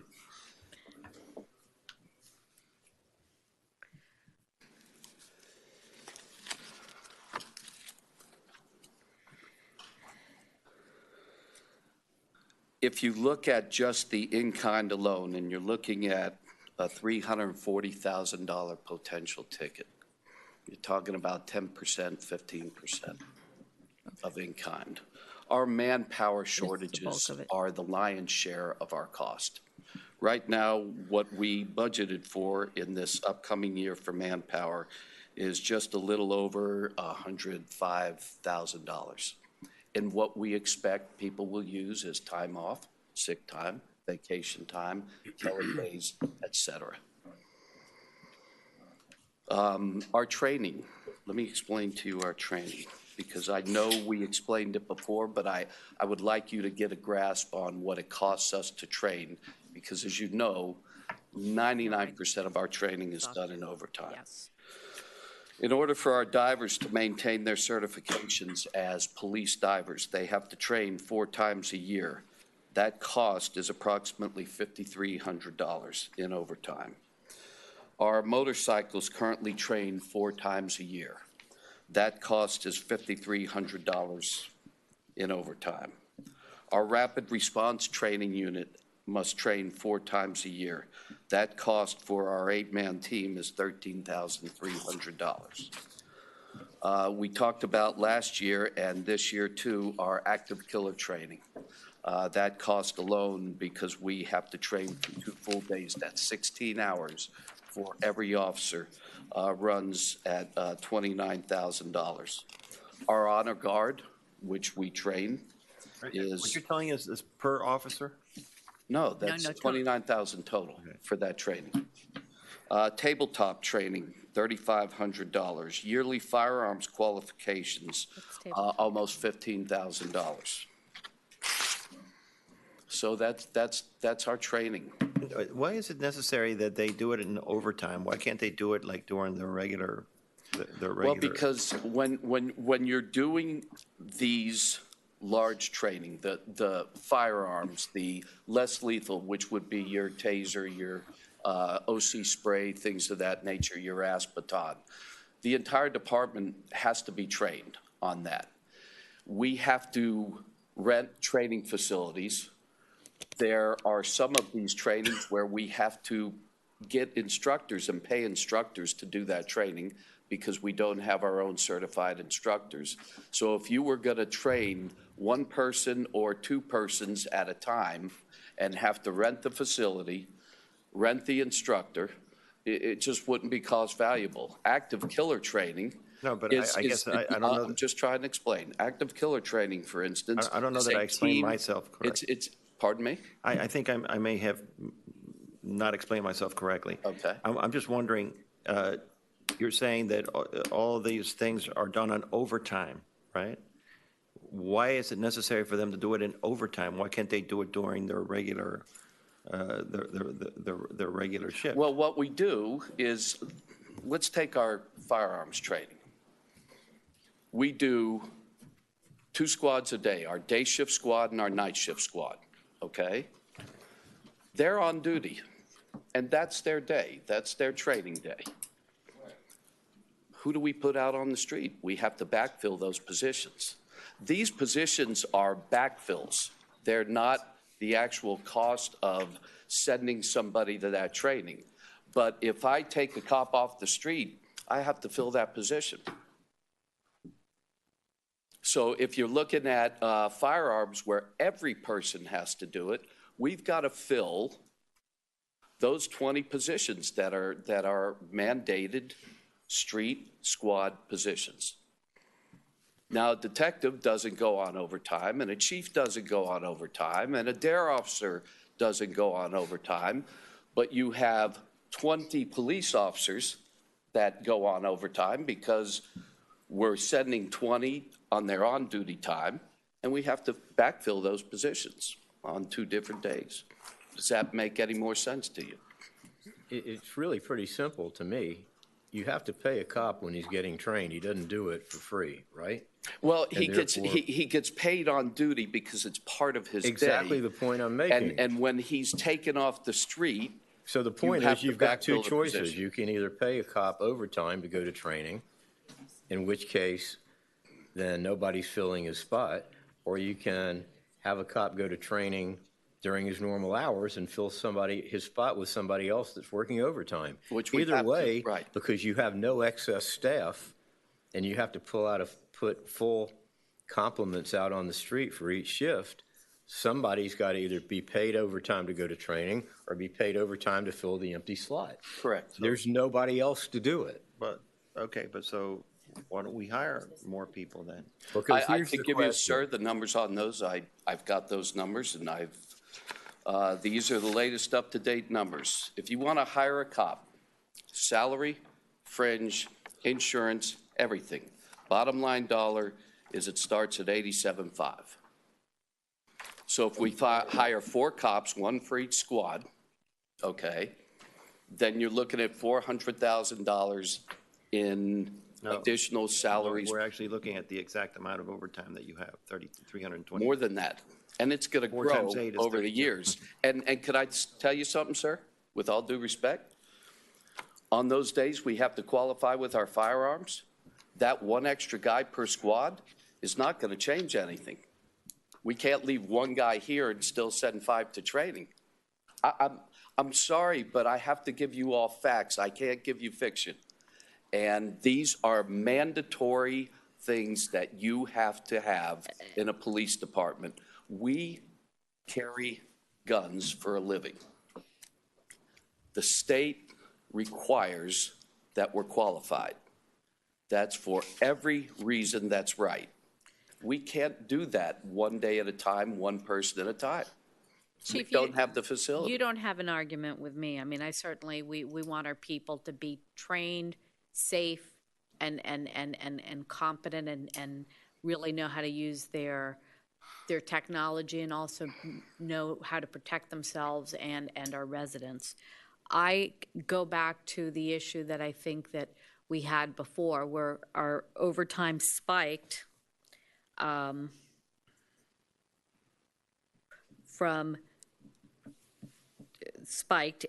the argument was, well, we are understaffed, we have 4 positions that are open, you filled 2 of those 4, and then in addition to filling those, you were given 2 traffic officers. Yes, ma'am.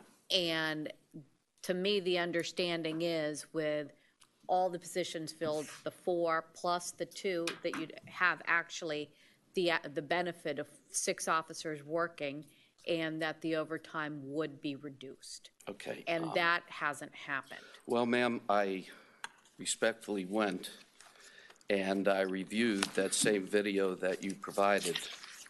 And because of being who I am, I wanted to absolutely have my words verbatim exact as to that discussion that night. So I had that video transcribed, and I would be happy to read to you my exact words from that evening, because I didn't want to mess this thing up in case that came up tonight. Now, I'll give you a little bit of my off-the-cuff recollection. There were never 4 positions plus 2. We were short 2, and I asked for 3 more. One was a K-9, which you all did not give me. So I took that request back. And the other was for the 2 traffic officers, okay? Now, that request was to create an independent traffic unit that was not included in minimum staffing, that had nothing to do with backfilling positions that were vacant, that would be out there dealing with what at the time was our number one, I still feel it is, our number one issue on the key. And the community made that their number one issue. And what I said was, if I get a traffic unit, I could reduce traffic by 50%, traffic costs. All the additional things that we were doing with overtime and off-duty guys, I would reduce that at a minimum of 50%. I'm going to interject, because at the first budget hearing, you were down 4 officers. Between budget hearing 1 and budget hearing 2, you filled 2 of those spots, so you were down 2 officers. And then at the first budget hearing, Gary was talking about, he asked about overtime, and the discussion was, well, we're short people, so we are using our police officers to direct traffic and press the buttons with our overtime, and they are simply burning out. I remember that discussion. And so that was budget hearing 1. And so that's where the concept of, well, you know what, a traffic enforcement, those 2 police officers would make sense, and let's fill the 4 positions that then became 2 positions by the transcript you have, because we should not be incurring, which at the time, the majority of the overtime that was supposedly was for those traffic lights. Correct. So if that has been addressed, why is our overtime going up? That's my point. I will give you a plain, simple answer. We're doing a lot of training, a lot more training, and that's a huge cost uptick. It really is. And I could take a look and cut back on some. I can't cut back on the mandatory trainings, and I can't cut back on anything that accreditation requires us to have to do and how many times we have to do it. If you could use your best judgment to do that responsibly, I think that's a really good call. I will assure you that I will look at every dollar we're spending on overtime. I'll reduce where we can, as much as we can. The only thing I cannot, and I need to stress this, I cannot jeopardize certain qualification and certification trainings based on what the mandates are, either through FDLE, Florida Department of Law Enforcement, or Florida accreditation. And I don't think anyone would want you to do that, Brett. Fair enough. And then Frank. Fair enough. Thank you, ma'am. Chief, We never asked you to do that. yeah. No, I just wanted to say, I know you didn't ask me. I just wanted to reiterate that. That's So you think you can work on that number, bottom line? guaranteed. Okay. Chief, next budget for next year, do you foresee that we're going to have another uptick in training and the overtime is going to go up? No, I don't. What do you think is going to? Do I see an upside of overtime? I could tell you I don't see hours being increased. I could say that if we get a 2.8% COLA, then I could spend the same amount of hours and your cost is going to go up, albeit slightly or by 2.8%. Do you think hours may go down because you're doing more training this year than you might have next year? Every other year we have to do an 8-hour training because we do all of our less lethal weapons. And the other side of that is every other year, we only have to do 4 hours because we only have to do what? Taser gets trained every year. We have to maintain that cert every year. Thank you. Okay. Frank and then Gary. Just to clarify, if Opelika calls and asks one of our divers to go jump in a lake, you know, you can't say no, right? I don't. Well, you can't. What is the relationship that pursuant to which we perform these in-kind services? We have MOUs with virtually every police department in South Florida, and it's a quid pro quo.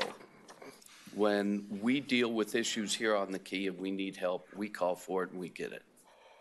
When they want help on specific things, they call for it, and if and only if we are not hurting our minimum staffing, we will provide if we can. Now, I could tell you this, I won't take my boats out of Key Biscayne to help somebody else unless it's an emergency out in the middle of the ocean, and then we're mandated. But if we have a guy and he's available and it's not going to hurt you in Key Biscayne, I'm going to send somebody. So I assume when you're going to be scrubbing your overtime and managing overtime, we're going to have to comply with those strictures insofar as we can.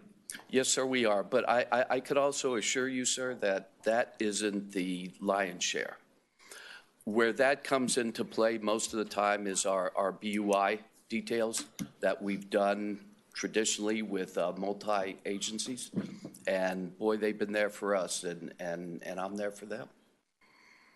Thank you. And then there's the question of our in-kind service for our community events, for the 4th of July parade, for example. That's a policy decision. That is a policy decision, but It's a very small amount. it is a very small amount. I just wanted to clarify, my own sense is I don't want you to sacrifice the 4th of July parade to save pennies in a budget. What I would like to know is, and we've asked about this, we've had this policy discussion before, is when we are donating to a certain event, and we're donating $60,000 between the hard contribution and in kind, and it gets very little attendance.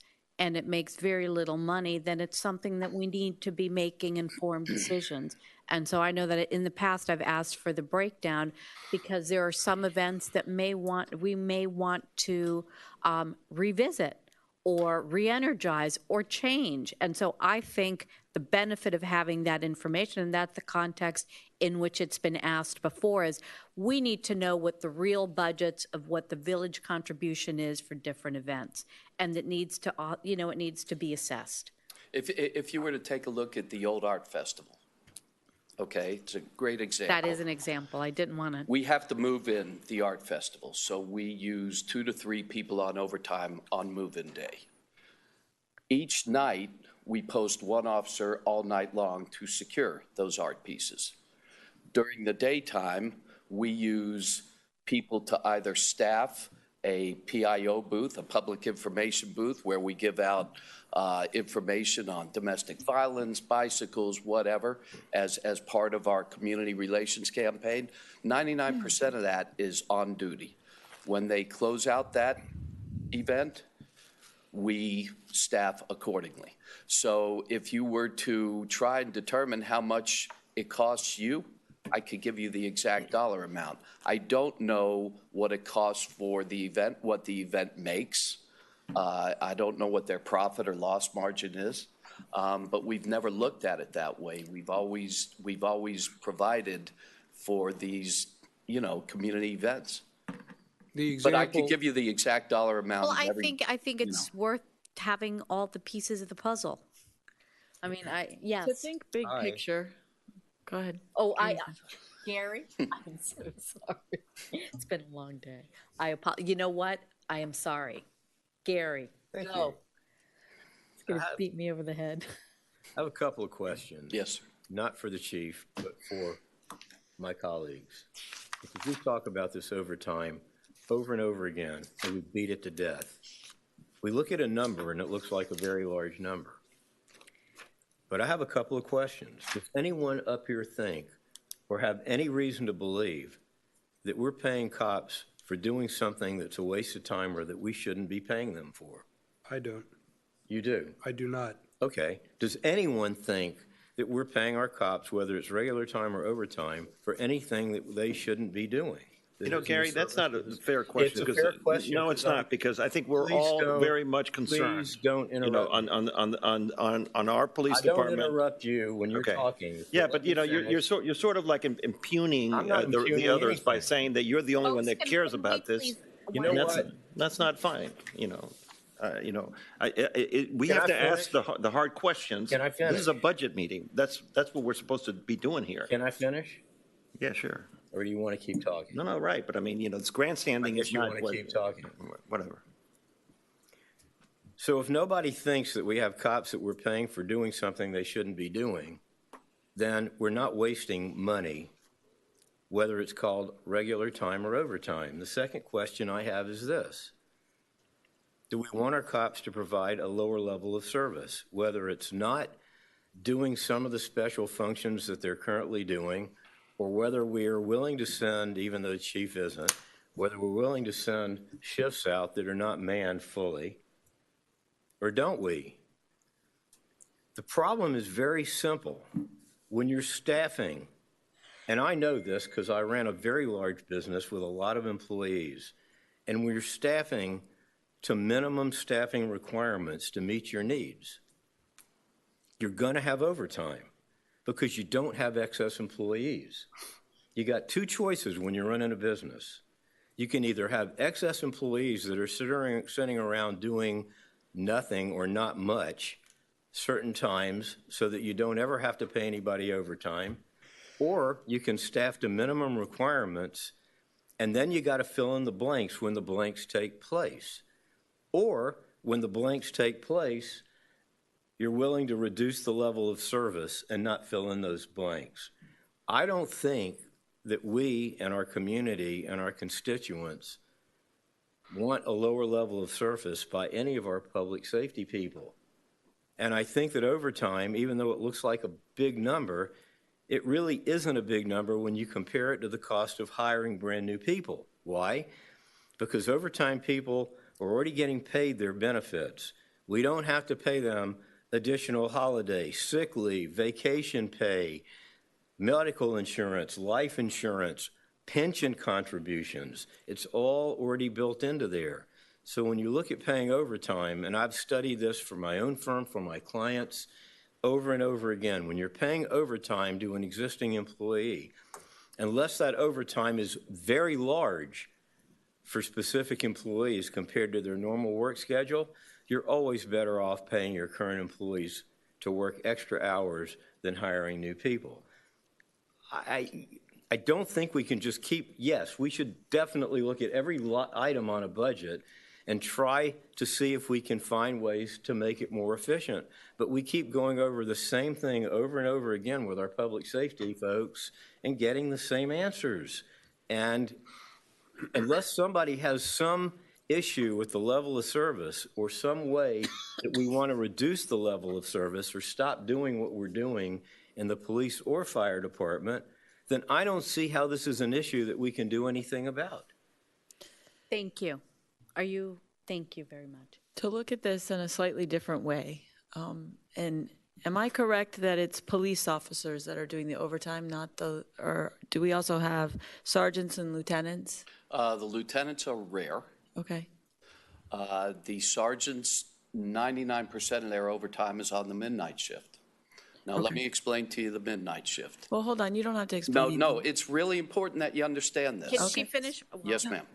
Finish, Katie, and I then was just he'll going to explain. say, if I look at the two areas, which it looks like mainly officers and dispatchers of salary, relative to the overtime, instead of just focusing on this number, it looks like it's about 20% of salary. And it seems like if we have an understanding of what a typical police department has in overtime percentage of salary, then, and this may be the number, I don't know.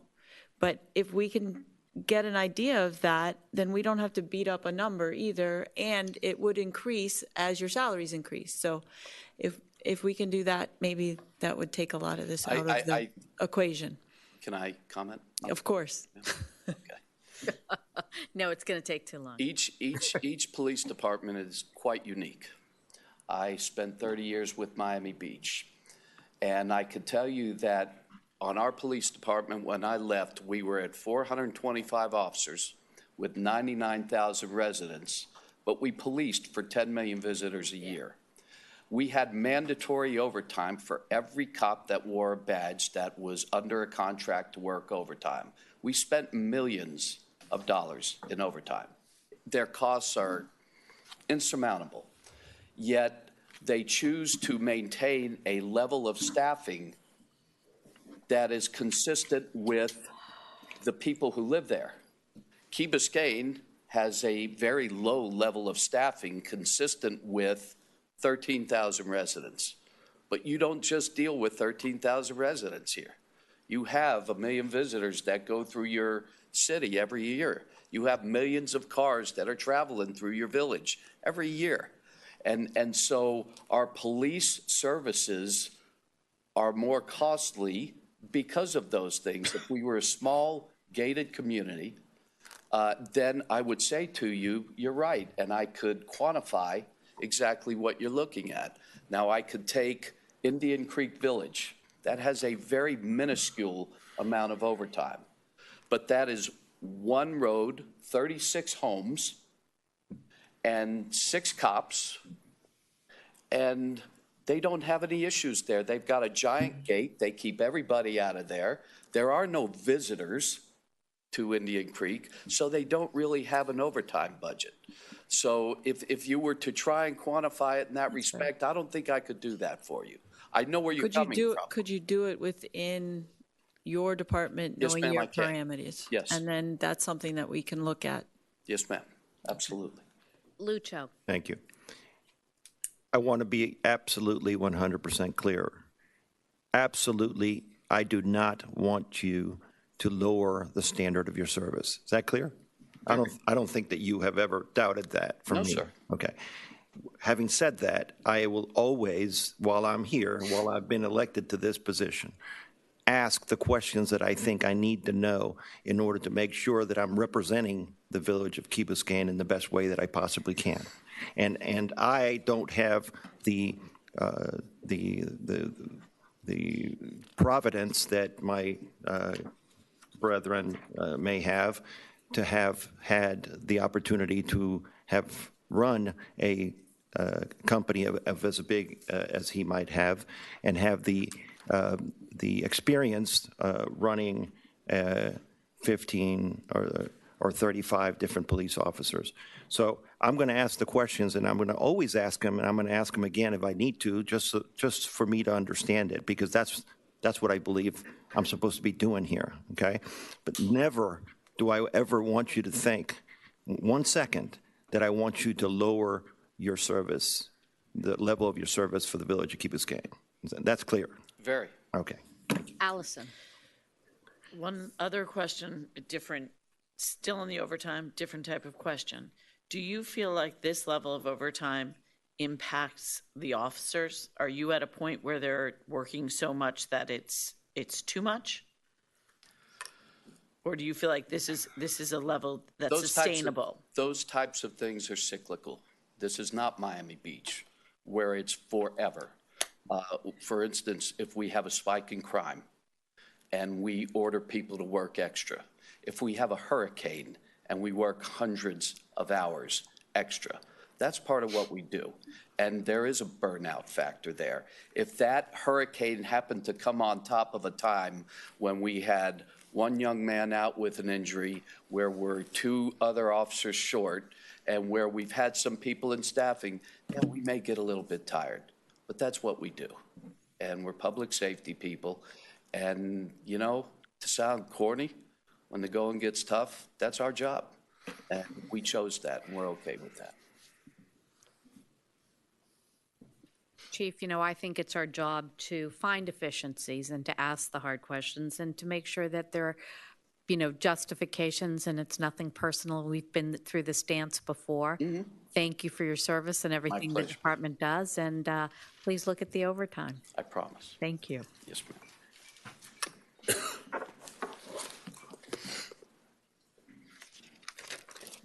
Next department is fire rescue.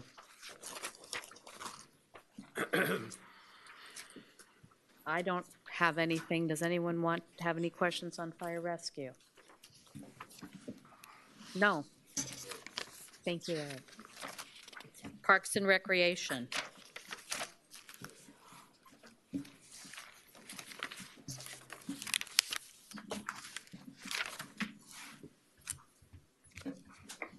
Parks and Recreation. Do we have any questions? I think we had a change, right? Oh, no, that was in the beginning. Good evening. Good evening. Any questions? I have one question, and it's for a couple of budgets. Professional services self-assessment. Can we eliminate that if we already have a consultant in a survey? If we have a consultant doing our assessment, do we need to self-assess, or is that different? It is different. We didn't get to it this year. This year we focused on the many projects we had, you know, the community center expansion and all the other physical projects we were doing. We will get back to doing the self-assessment, which we've done before. We'll do it again this year. But again, if you have the consultant doing, I just don't understand why you would have to. It seems redundant to me, but and this year, the professional services consultant, I think, will be using primarily on the study of the expansion of the community center, not the other topic. But weren't we supposed to do a consultant to review the survey and to check on the programming? I mean, this is a change. I didn't know this. That is the self-assessment. That's exactly the self-assessment. I thought we were going to do that with a consultant. We do. But then it's not a self-assessment if you have a consultant. Self-assessment is in-house. You're using a consultant. No, that's not, I don't think that's in-house. I think maybe it's misnamed, but it's. Well, then. 3 different items. Yes. You're spending $100,000 is in assessing. Let me just get my book.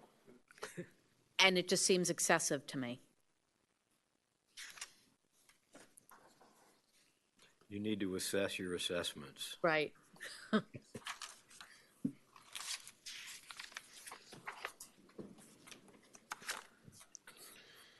You have the professional services self-assessment Professional services consultant and professional services survey. and consultants are,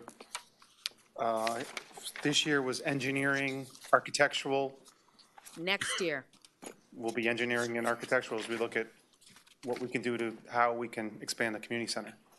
but we haven't assessed how the new expansion has impacted. Are we putting the cart before the horse? If you I mean, not want me I- to- if you do not want me to proceed, I'll be happy not to. I'm just going after what our last discussion was, and when the policy and the discussion that I recall is we were going to assess the current expansion. We didn't want to do the survey until we'd had some programming, which is why we pushed the survey back 9 months.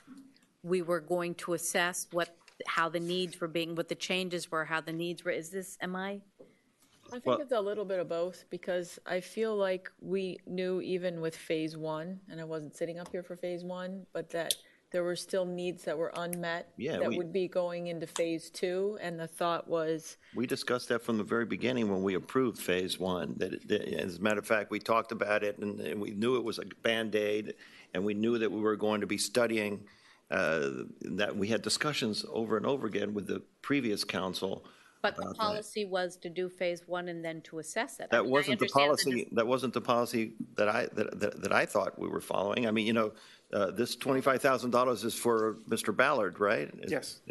And then there's another 25,000, another 50,000. Yes, Frank, Maybe I could help please. translate this into something To sensible. me, it just seems like it's, Can you differentiate 31.000.100 and .200? Yeah, explain what they are for. How do they differ? Self-assessment is when we've had Ken Ballard.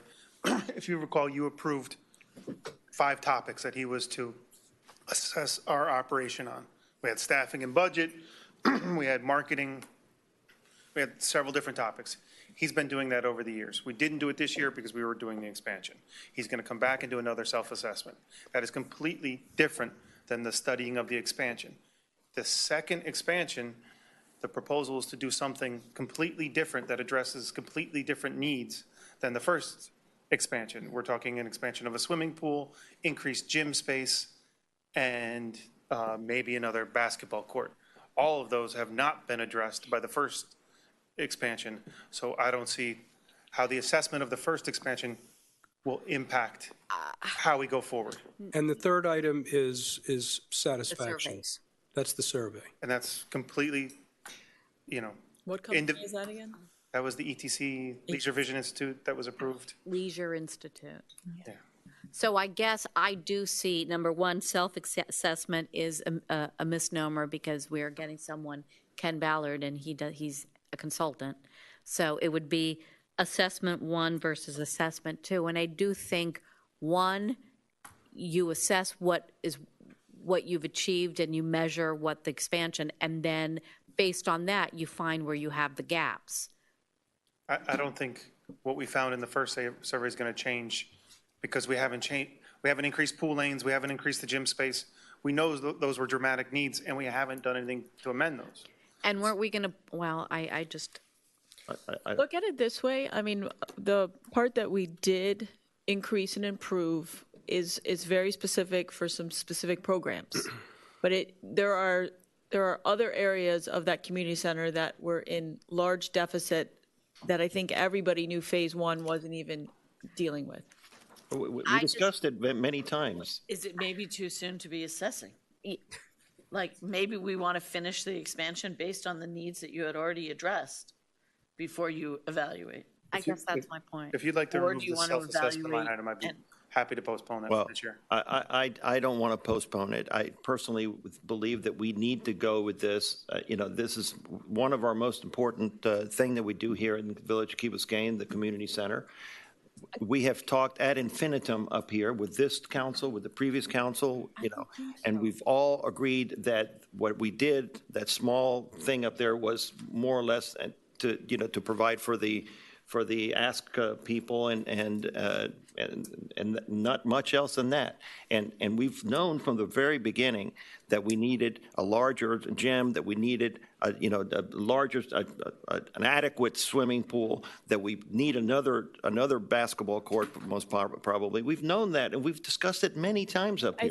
I think you're proving their point also, which may be that we don't need to assess phase one.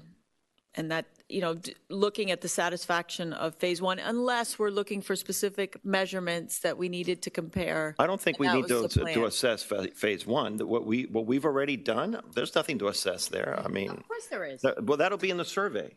The survey will take care of that. Do you want to speak to that, Todd? What do you think? I think the survey we can use that, but I think also we no longer have the issue of building an independent seniors facility because we've addressed it. We've made a big step in addressing a need of this community with the expansion, and now we can move on to some of those other needs that we all know are needed. But do we need to self-assess, or is it redundant to the survey? Well, I think it's also a question of. Could very well be on budget or finance or, marketing.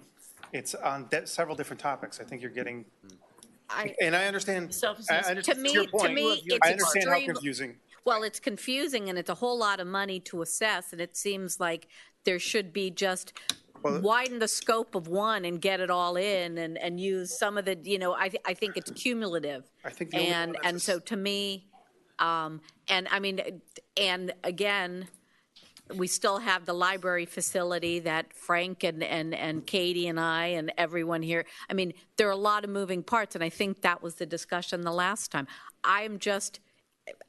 I was surprised that there's so much going on in terms of redundant evaluations, in my opinion, because it wasn't clear to me. I think you need to take consultants out of redundant evaluation. It's not. It's engineering. It's architectural. And I don't know that's. It's, hey, maybe it's going to come to you. Maybe we want to look at doing something at the school to cover the basketball court. Let's get a rendering done. So I pay a consultant to get a rendering done. That's not. It should be independent of this conversation. I think your concern is. That's not the real point that you think may be redundant because of the nomenclature is the first item. Yes. And the third item. Yes. The first and the third.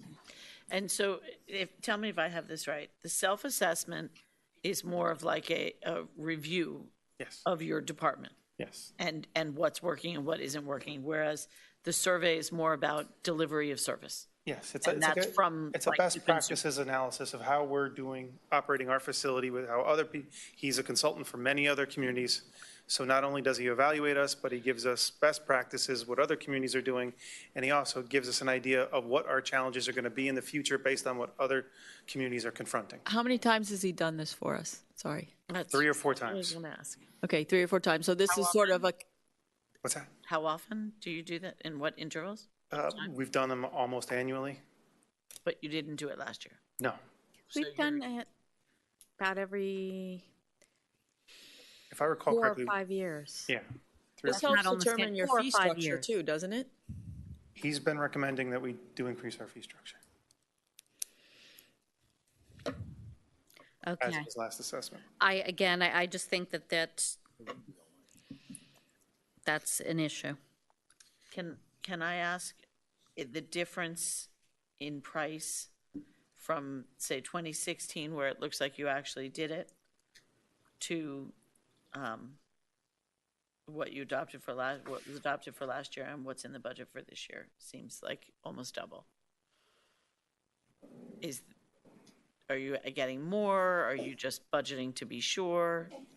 I would have to. Mr. Manager, in the future, can we have the breakout sheets again? That was very helpful. We're asking some questions because we just don't have the information.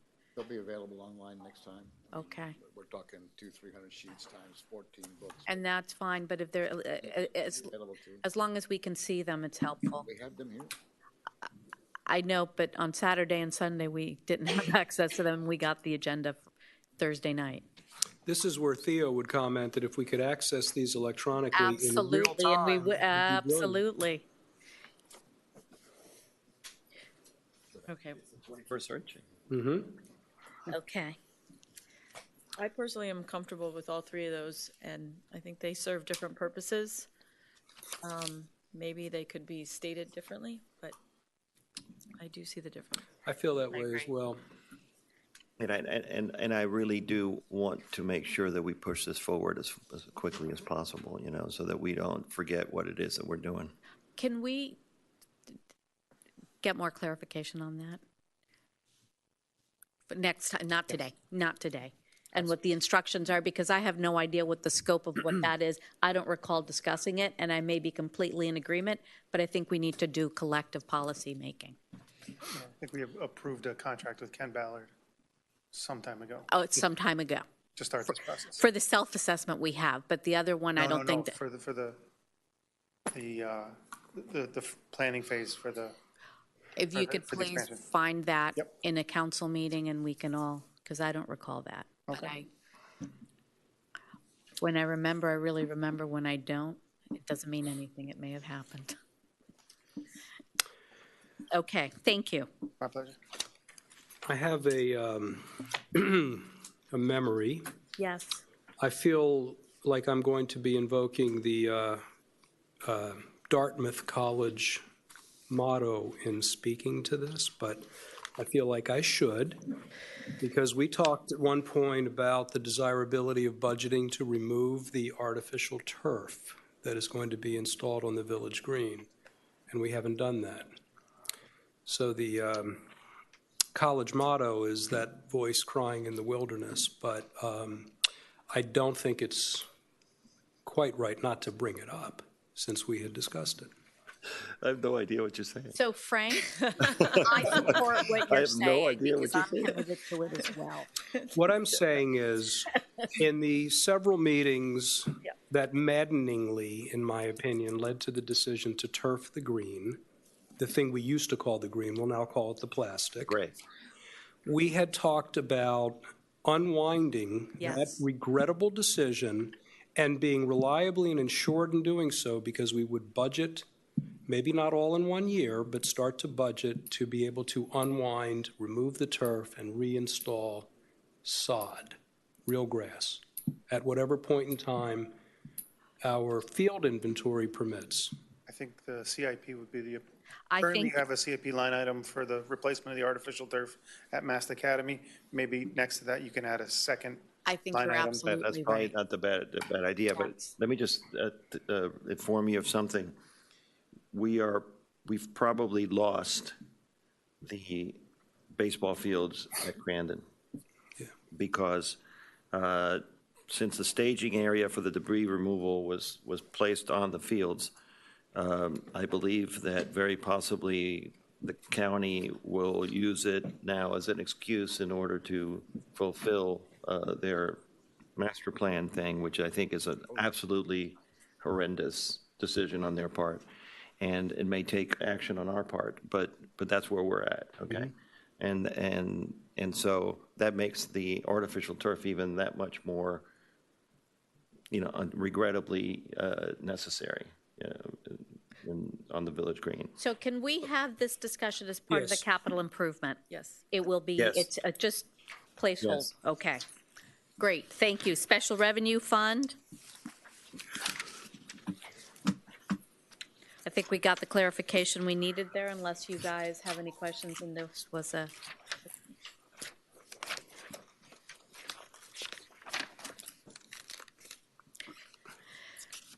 Proposed stormwater. Solid waste.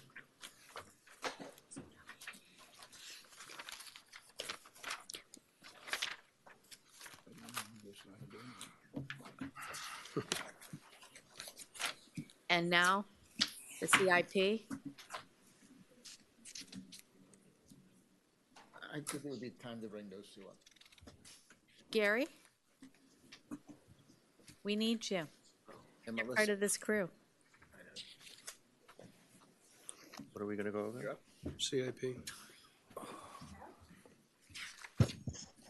Mayor and Council, one of the requests that you had of me from the last budget was to be sure that I had reports from each of the entities that we give money to. And I have those reports in front of me tonight, but Melissa has one representing the Key Biscayne Foundation, and she'd like to be heard. This is where we're at. Perfect. I'm waiting for them to load. If I may make a comment, it's wonderful to be here tonight. Thank you guys for serving us. From everything I've overheard, I think it's really great that there are so many volunteers that are really watching over stewardship of our tax dollars. And I think that it's probably important that we recall that the way that we give back to the taxpayers is either through cutting the millage rate, which I think with all the CIP projects we're not going to do, or a rebate, which I think we've tried before, but that doesn't work, or through services, whether it's direct programming or overtime for officers that are helping with the direct programming. But just a reminder that we're probably talking about with $32,000 or $33,000, 0.1% of the entire budget. So could be a really long night. One of those presentations up. 1 second. Thank you.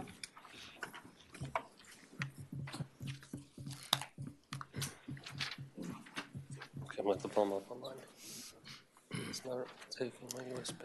Freebie, I'm supposed to speak tonight on both Freebie and I think there were requests for the income and expenses of a few of the nonprofit organizations that use our charitable umbrella. And I'm just going to talk until we get it up and running. But our charitable umbrella works so that groups of volunteers that have incorporated through the state but maybe don't have the long-term willpower to see day-to-day operations, or people die, people move, things change. So they use our charitable designation in order to accomplish their goals. A few of those groups are 4th of July Parade, Lighthouse Run, Active Seniors, Key Biscayne Historical and Heritage Society. A few of these have actually started as nonprofits, and because of deaths or moves or changes have had to fall under the foundation's umbrella. And for example, when we reimburse against a line item, we don't just send a blank request for $15,000 for the historical. We actually submit invoices that have already been paid for, that the foundation has fronted, and we get paid back for those. So that is how it regularly works, and it usually works based on our staff time on a quarterly basis. The Key Biscayne 4th of July Parade has, since it came under the foundation's umbrella, been much more profitable than in the past. This year is probably the first time in 3 years where we had to pull the majority of the line item. And that happens for a variety of reasons. People have work changes, people have commitment changes, people aren't giving as much. Whatever the reason is, we try to fundraise to the best of the ability, and things change. And these are volunteers that are doing the day-to-day work. So you'll see, based on my recollection, the approximate income for 4th of July was $47,000, and the approximate expenditures was about $56,000. That income includes the $29,000 reimbursements from the village. So we are picking up the $11,000 net loss and waiting for a grant to come in from the county. We're not just expensing and profiting off of the village. The village is actually paying for the expenses to provide for a parade, to provide for a lighthouse run, to provide for senior services under one of the clubs. And anytime anybody wants to sit down and look at profit and loss, I'm more than happy to go over it. It's relatively simple, and the volunteers are happy to discuss it as well. Do you guys want, I don't know if it's coming up, so we can talk about Freebie. Go ahead, Melissa. Okay. Don't. I'm trying to We're totally. following you. You're great. Okay. Don't worry about it. Just, yeah, no, just That's exactly what it looks like. go through it. Don't worry about it. We're listening, and we appreciate you being here. The freebie for September, and Lucha was copied on the earlier one that I think, did everybody have a chance to receive it? I sent it to Jenny really late today, so you might not have gotten the September ridership. Freebie to date, we've expended about $234,000. That's approximate dollars of the $252,000 line item. And those are direct costs to the vendor. We haven't expensed for our time. We haven't expensed for anything else. And I would say, based on the monthly ridership report, Freebie is hugely successful. Even in September, where we were down for 2 weeks, if not more, I think we had over 3,000 ride requests. Am I correct in that? Yes. And the average age of the rider was 26. I think that means they're on the older side and on the younger side, and in between, it's averaging out to 26. All right, thank you. And Melissa, for another day, but it is a little budget related, is our sponsorship, or the people that are the advertisers. And yes, I actually got those numbers today too, so that works out perfectly. We have received approximately, and Louis, correct me if I'm wrong, $18,600 in checks. The latest one came in yesterday. So that was what? For $6,000. For $6,020 was yesterday. Bring it to a total of $18,600, which is right around the $252,000 if you add that to what's actually been expensed. So we have not gone over the line item, and actually we've deducted what we expected the revenues or the sharing revenues to be. Now, the additional ones that will come in for what is our fiscal year, January to December, will be applied to the line item. So while you didn't see them in your fiscal year, you will see them in the next year. Does that make sense? It's right now they are projected to be $49,000. And of that $49,000 for fiscal year January to December, we've received $18,000. And we're hoping to get CITT monies next year. We're hoping to get CITT for the circulator. For all of it? Yes, exactly. For both? Yep. That's what the changes are for. Okay. Okay. Any questions? All right. The Sweden is the one that likes us, they request a ride? The what? Sweden or Denmark? Yeah. The green dot in Europe. Green dot in Europe. Sweden or Denmark, someone's still waiting for that ride? They're still waiting. Somebody requested it. We're gonna figure that out. Well, you know, I mean, like, I don't know about this reason. And we found a new purpose for Lime Bike. To solve drinking and driving on Key Biscayne. Yeah. so this is Denmark. The one thing, I couldn't tell. the one thing that none of this reflects is the amount of time that Melissa spends on this. You know, I can't even begin to tell you how much time she's put in on this, and that's beyond her, her duties with the foundation and everything else. So I mean, we are extremely lucky to have her on top of this particular project. Thank you. It's no different than the time you guys put into this job. I mean, we're all making this village a better place to live, and we're thankful for the staff. I think you do more. You magnify our capabilities. Thank you, guys. Thank you very much. Good night. Good night. Be in the room. Still trying to get caught up. Okay. Capital improvement plan? So do we need a motion to approve, I'll move it. The budget? The capital improvements plan. Yes, please. Second. Second? All those in favor? Aye. Motion carries.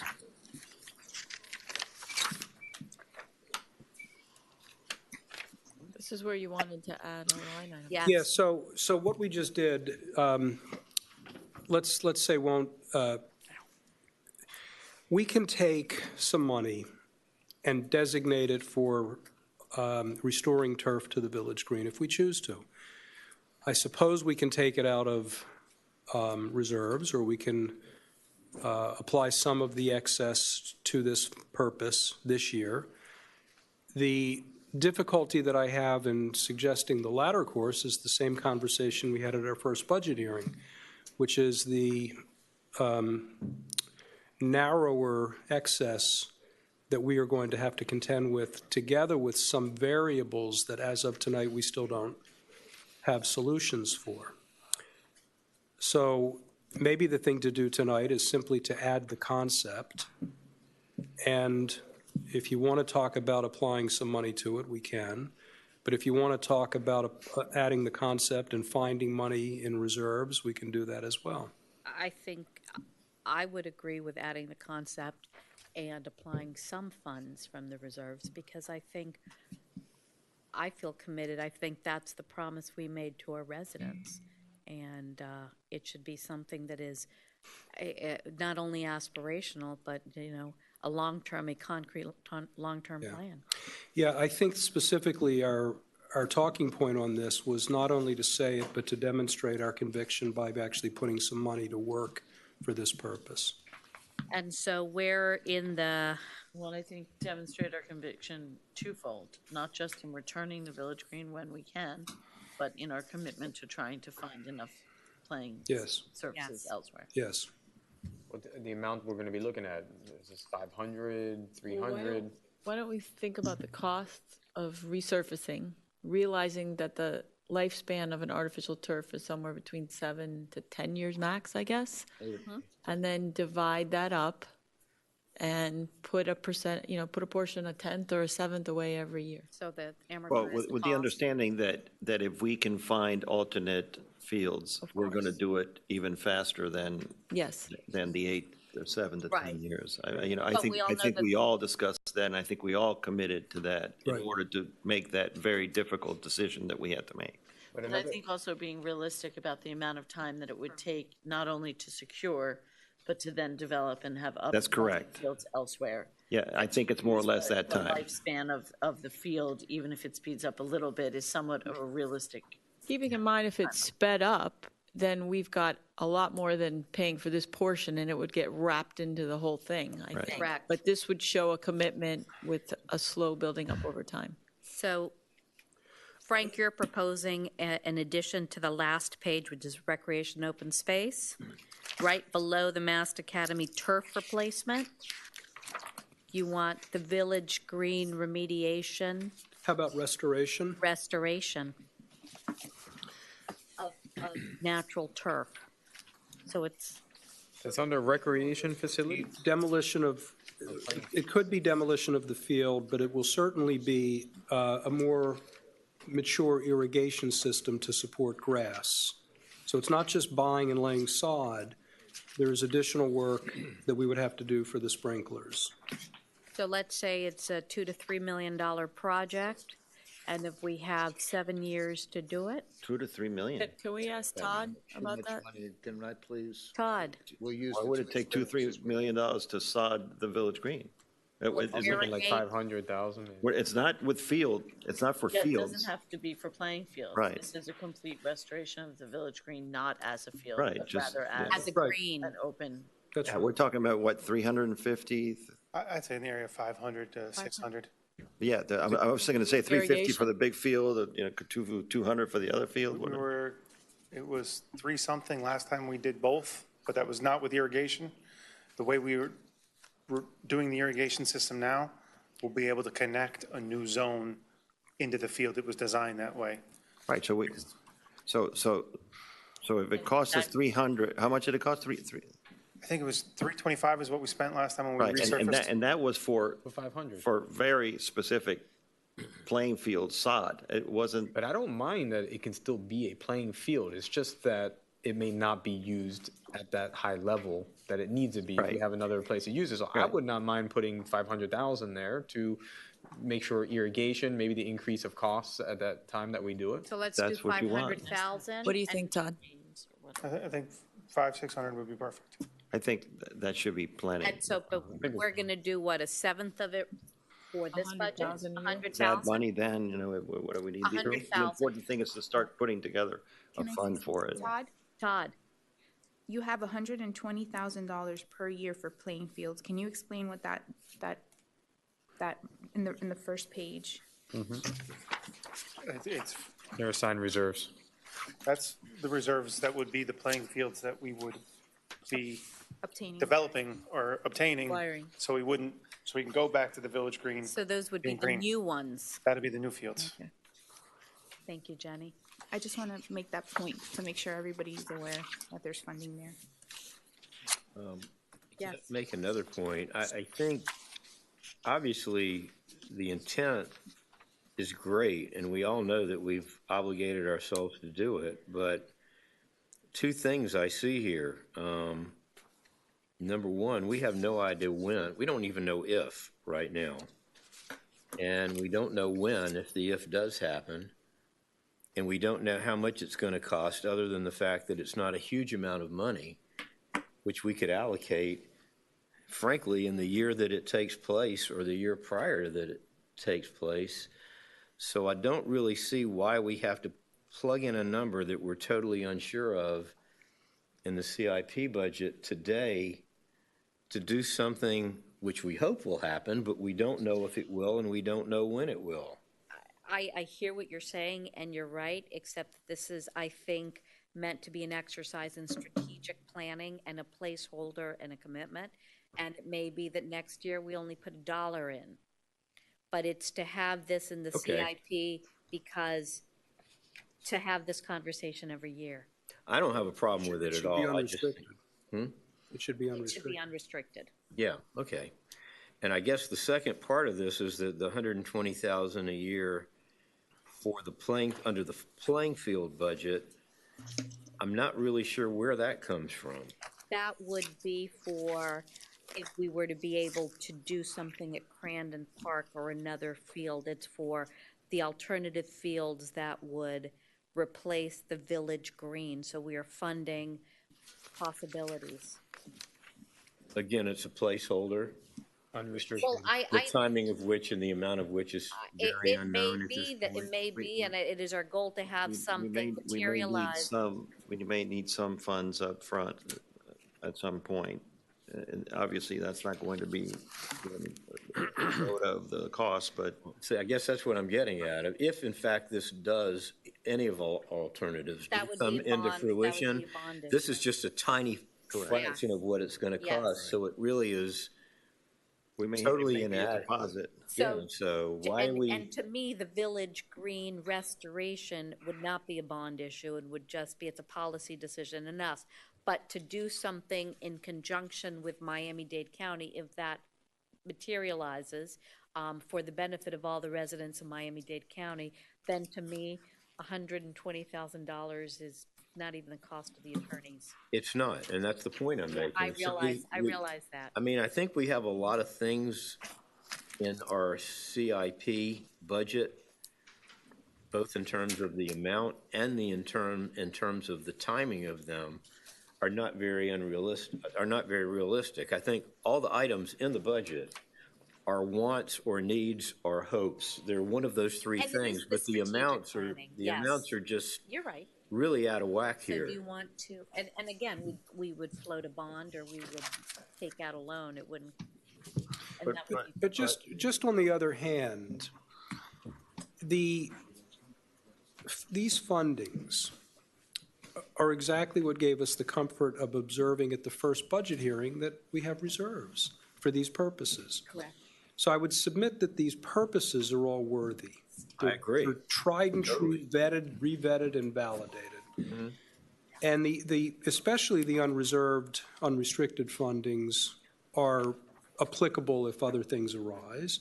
But they give us, I think, a head start and a degree of comfort, for example, in a down year, that we are actually building a piggy bank to do these things. Okay, Frank, again, I don't really have a problem with this at all. It's just that from my discipline, what I've always done, a budget should be more than a shot in the dark or guesswork. There ought to be some comprehensive basis for plugging numbers in. And these seem to be so conditional on so many things that we don't even know yet. Again, Yeah, many are, I mean, some are not. Some are actually based on real costs. no, I'm just talking about the things that Yeah. may happen and we want to have happen, but haven't yet, and we're not sure if they ever will, and if they do, how much are they going to cost? And of course, the question that arose last time is to the year in which these opportunities come to fruition. Exactly. And whether we have much more borrowing capacity than we have today, which affects how we spend money. And I also think that some of these things that we're talking about could definitely come out of our land acquisition budget. That is true. Because that's exactly what that money is put aside for. That's true. So we've already got a $7 million head start on that? That's true. And we're going to build more this year because we're going to fund another 1%. Right. Totally unrelated, but do we have anything set aside, or did you in the past, for a potential library renovation? Or There's 600 and some odd thousand. We were pretty careful in trying to budget for this coming year what we thought might actually be spent in this coming year. I feel like it might be a little short, but not terribly so. I think so that's sitting in here somewhere? It's already plugged in. It's plugged in, but then the idea and the model that's working for Miami-Dade Public Library System is for us to take out the loan, however it may be, and they actually cover the debt service. So we would not really need to, I think, budget too much more than that, because they would be using the taxes we're paying to pay the debt service down. That's what's being done, what's been done in other municipalities. That's the idea. So Yeah. I think the number's right. But I think we started last year to actually budget for this, and I think it's the right number. Brett, and I'm sorry for you. Sure. Emergencies, we have $4 million in encumbered funds. I'm under the assumption that we have used a lot of that in the last in Hurricane Irma. We're projecting about not $2.8 million from what we currently believe. We will That's gonna have 2.8 No, we will have gone against the $4 million by 2.8. Expended.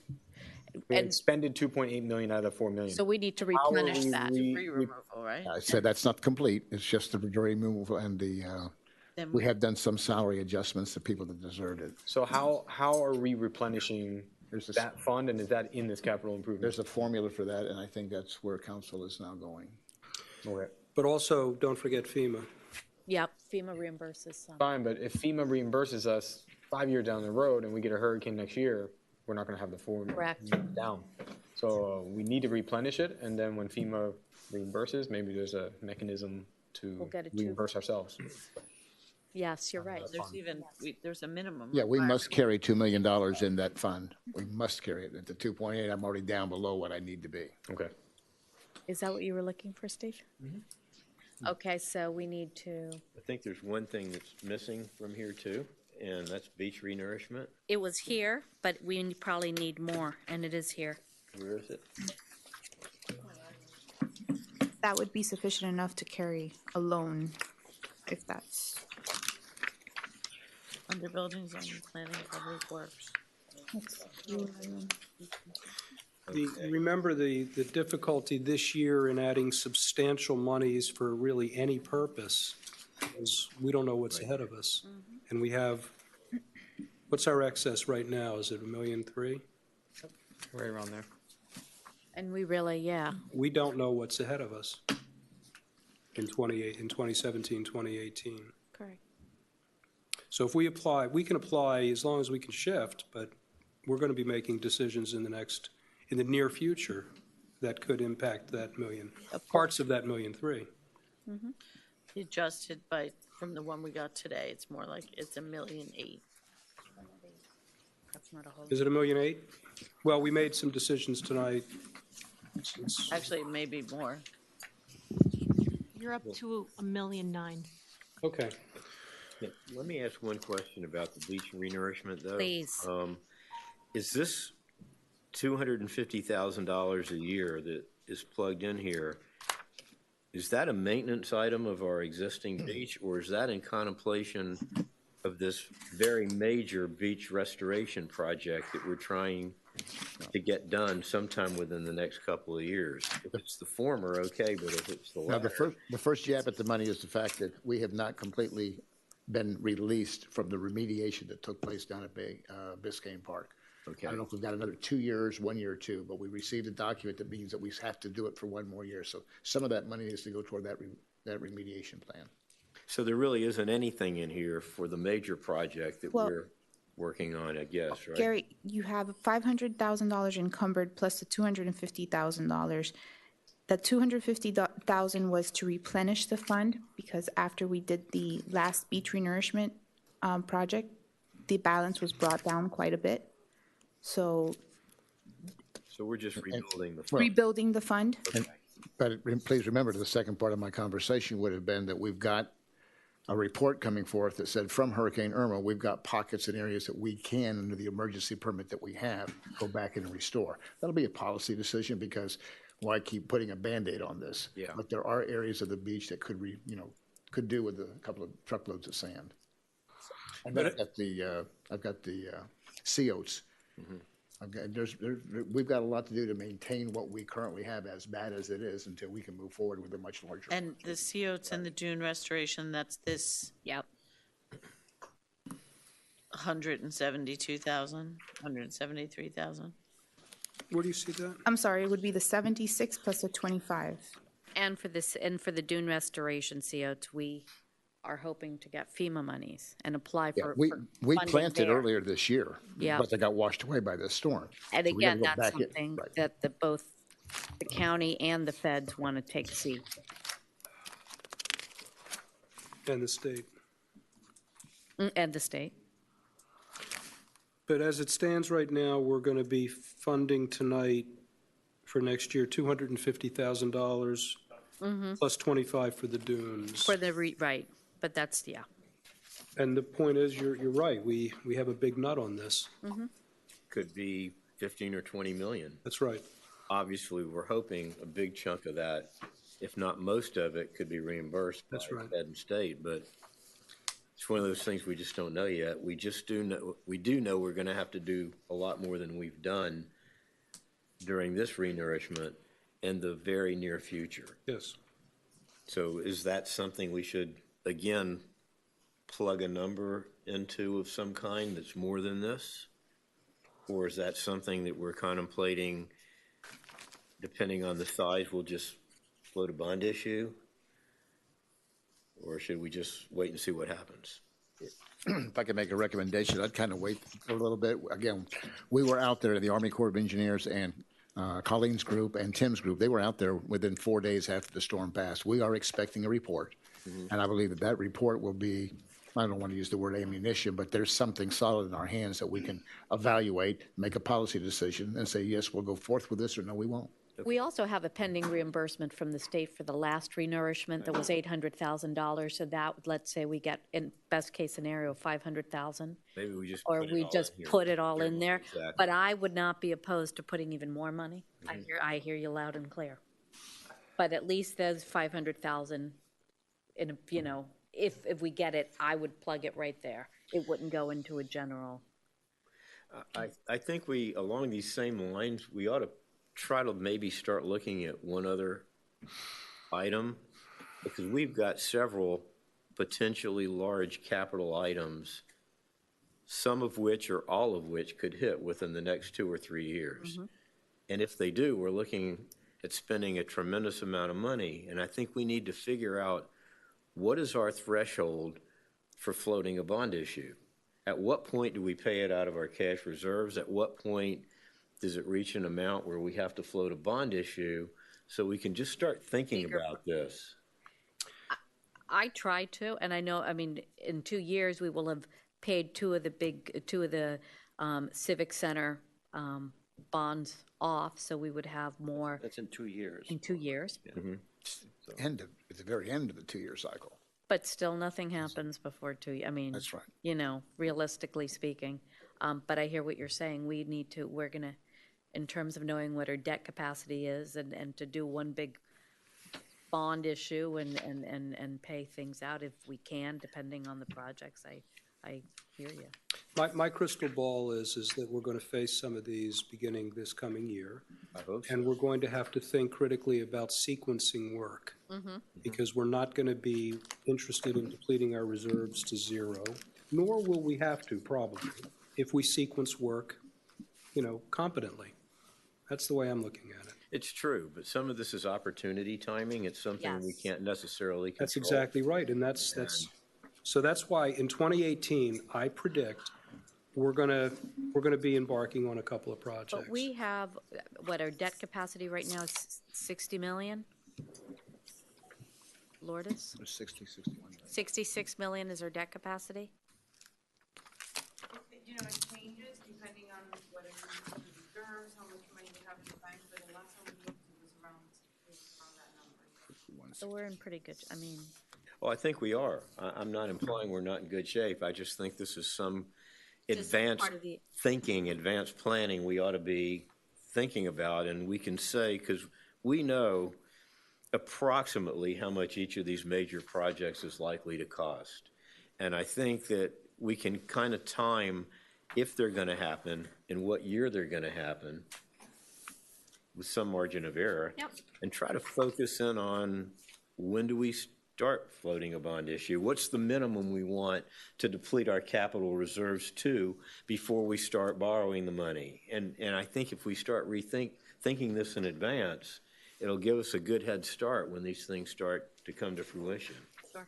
So is there a forum for doing that? Should we have dedicate part of a council meeting to it? Should we have some preliminary work done by our financial people? Yeah, yes, I think that that's the way to do it. I mean, I think on our undergrounding, that's already been done. That's been happening. It's work in progress, but we projected this for the library a couple of years ago. We need to update all of those assumptions, but we've done this project by project. I think what we haven't done is, let's say the beach and the undergrounding are on simultaneous tracks. I don't think we have ever faced a magnitude of simultaneous capital expenditures that those two projects would involve. For sure. Now you layer on top of that the potential for playing fields. That's right. So the playing fields, I feel like we can do several, say, options, and maybe even multiple options simultaneously as a one-off. I think we can pay for that, and it won't stress us. But when we add the undergrounding and the beach, it's a different calculus. For sure. Just something we should start thinking about, because these are not far-fetched concepts. These are things that we hope will happen and are somewhat likely to happen in the next couple of years. I think so. Next. Last thought, it does help a lot, I think, that we've been able to effectively refinance our standing debt over the years and do better and better and better on cash flow while keeping our credit rating very high. We've done a very good job at that. So, we have maximum flexibility, but we have to be strategic. For sure. So I have nothing else. Anything else, folks? I think we are going to finish this budget hearing in record time. So I think my motion and the vote that we took was to get this on the table. Now we need to approve it along with everything else. Can I ask one question outside the CIP in the budget? John, I noticed that you got rid of the position Chief of Staff. I just wanted to get an explanation of why you think that is a job not needed anymore in the management's office? Not currently. So do you think this will come back maybe next year? I don't know how the structure is going to be a year from now. That's somebody else, and that's another budget process. But right now, the people that I've got working in my team are very comfortable with where they're at. There's been no desire on their part to move into that position, and I'm comfortable with the decision that we've had right now. And I can speak a little bit more offline later. Okay. Call the question on the budget and then the millage? Yes. The resolution, or we can do the resolution. Okay. Last. So, no, the millage goes first. Got it. But the millage was driven by your budget, so just want to make sure. How are we doing in terms of? I want to make sure that nothing that we've done to the budget has affected our millage. It has not. You've actually increased your surplus or your excess revenue that's going to the capital projects fund. The net change from the building department, removing the full-time position and all the benefits related and adding the part-time position was $77,000. And that's going to the bottom line to Capital Projects Fund. What was the amount of our expenditures now with all the updates we've done? Okay, so your revenues total $34,279,094. Your expenses total $32,366,263, leaving excess revenues of $1,912,831. And what was the increase amount from this year to last year for the expenditures? The increase 2017 or 2018 over 2017 was 5%, or $1,476,468. Thank you. Okay, so the first item by law we need to do is act on the millage rate. I believe there was a motion and a second already. Let me just say that the final millage rate for the Village of Key Biscayne for the fiscal year commencing October 1, 2017 through September 30, 2018, be and is hereby fixed at 3 mills, which is $3 per thousand of assessed property value within the village. And with that, Take a vote. I think you should take a roll call vote. Councilmember De La Cruz, Yes. Councilmember Gross, Yes. Mayor Lindsay, Yes. Councilmember McCormick, Yes. Councilmember Moss, Yes. Councilmember Petros, Yes. Vice Mayor Kaplan, Yes. motion carries. Okay, and so now we're going to act on the resolution which approves your budget. And I keep on losing that because I go to the capital improvement plan. So let me go back here. Bear with me 1 second. Resolution, and then capital improvement. Ordinance. Okay. This is an ordinance of the Village of Key Biscayne, Florida, adopting the budgets for fiscal year commencing October 1, 2017 through September 30, 2018 pursuant to Florida Statute 200.065, which is called the Trim Bill. And there is a motion and a second, and I just want to be clear that it is the final budget as it has been described by our staff. Correct? Good. Roll call, Mayor Lindsay, Yes. Councilmember McCormick, Yes. Councilmember Moss, Yes. Councilmember Petros, Yes. Vice Mayor Kaplan, Yes. Councilmember De La Cruz, Yes. Councilmember Gross. Yes. The ordinance is adopted on second reading. Now, lastly, although it's not part of the budget or the millage, you do typically, and there is a resolution within the packet which approves a 5-year capital improvement plan. So I don't think we've, There was amendments, correct? Yes. Yes, there were. okay. So So moved as amended. As amended. Second?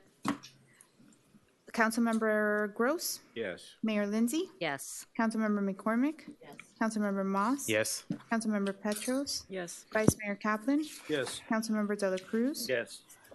Motion carries.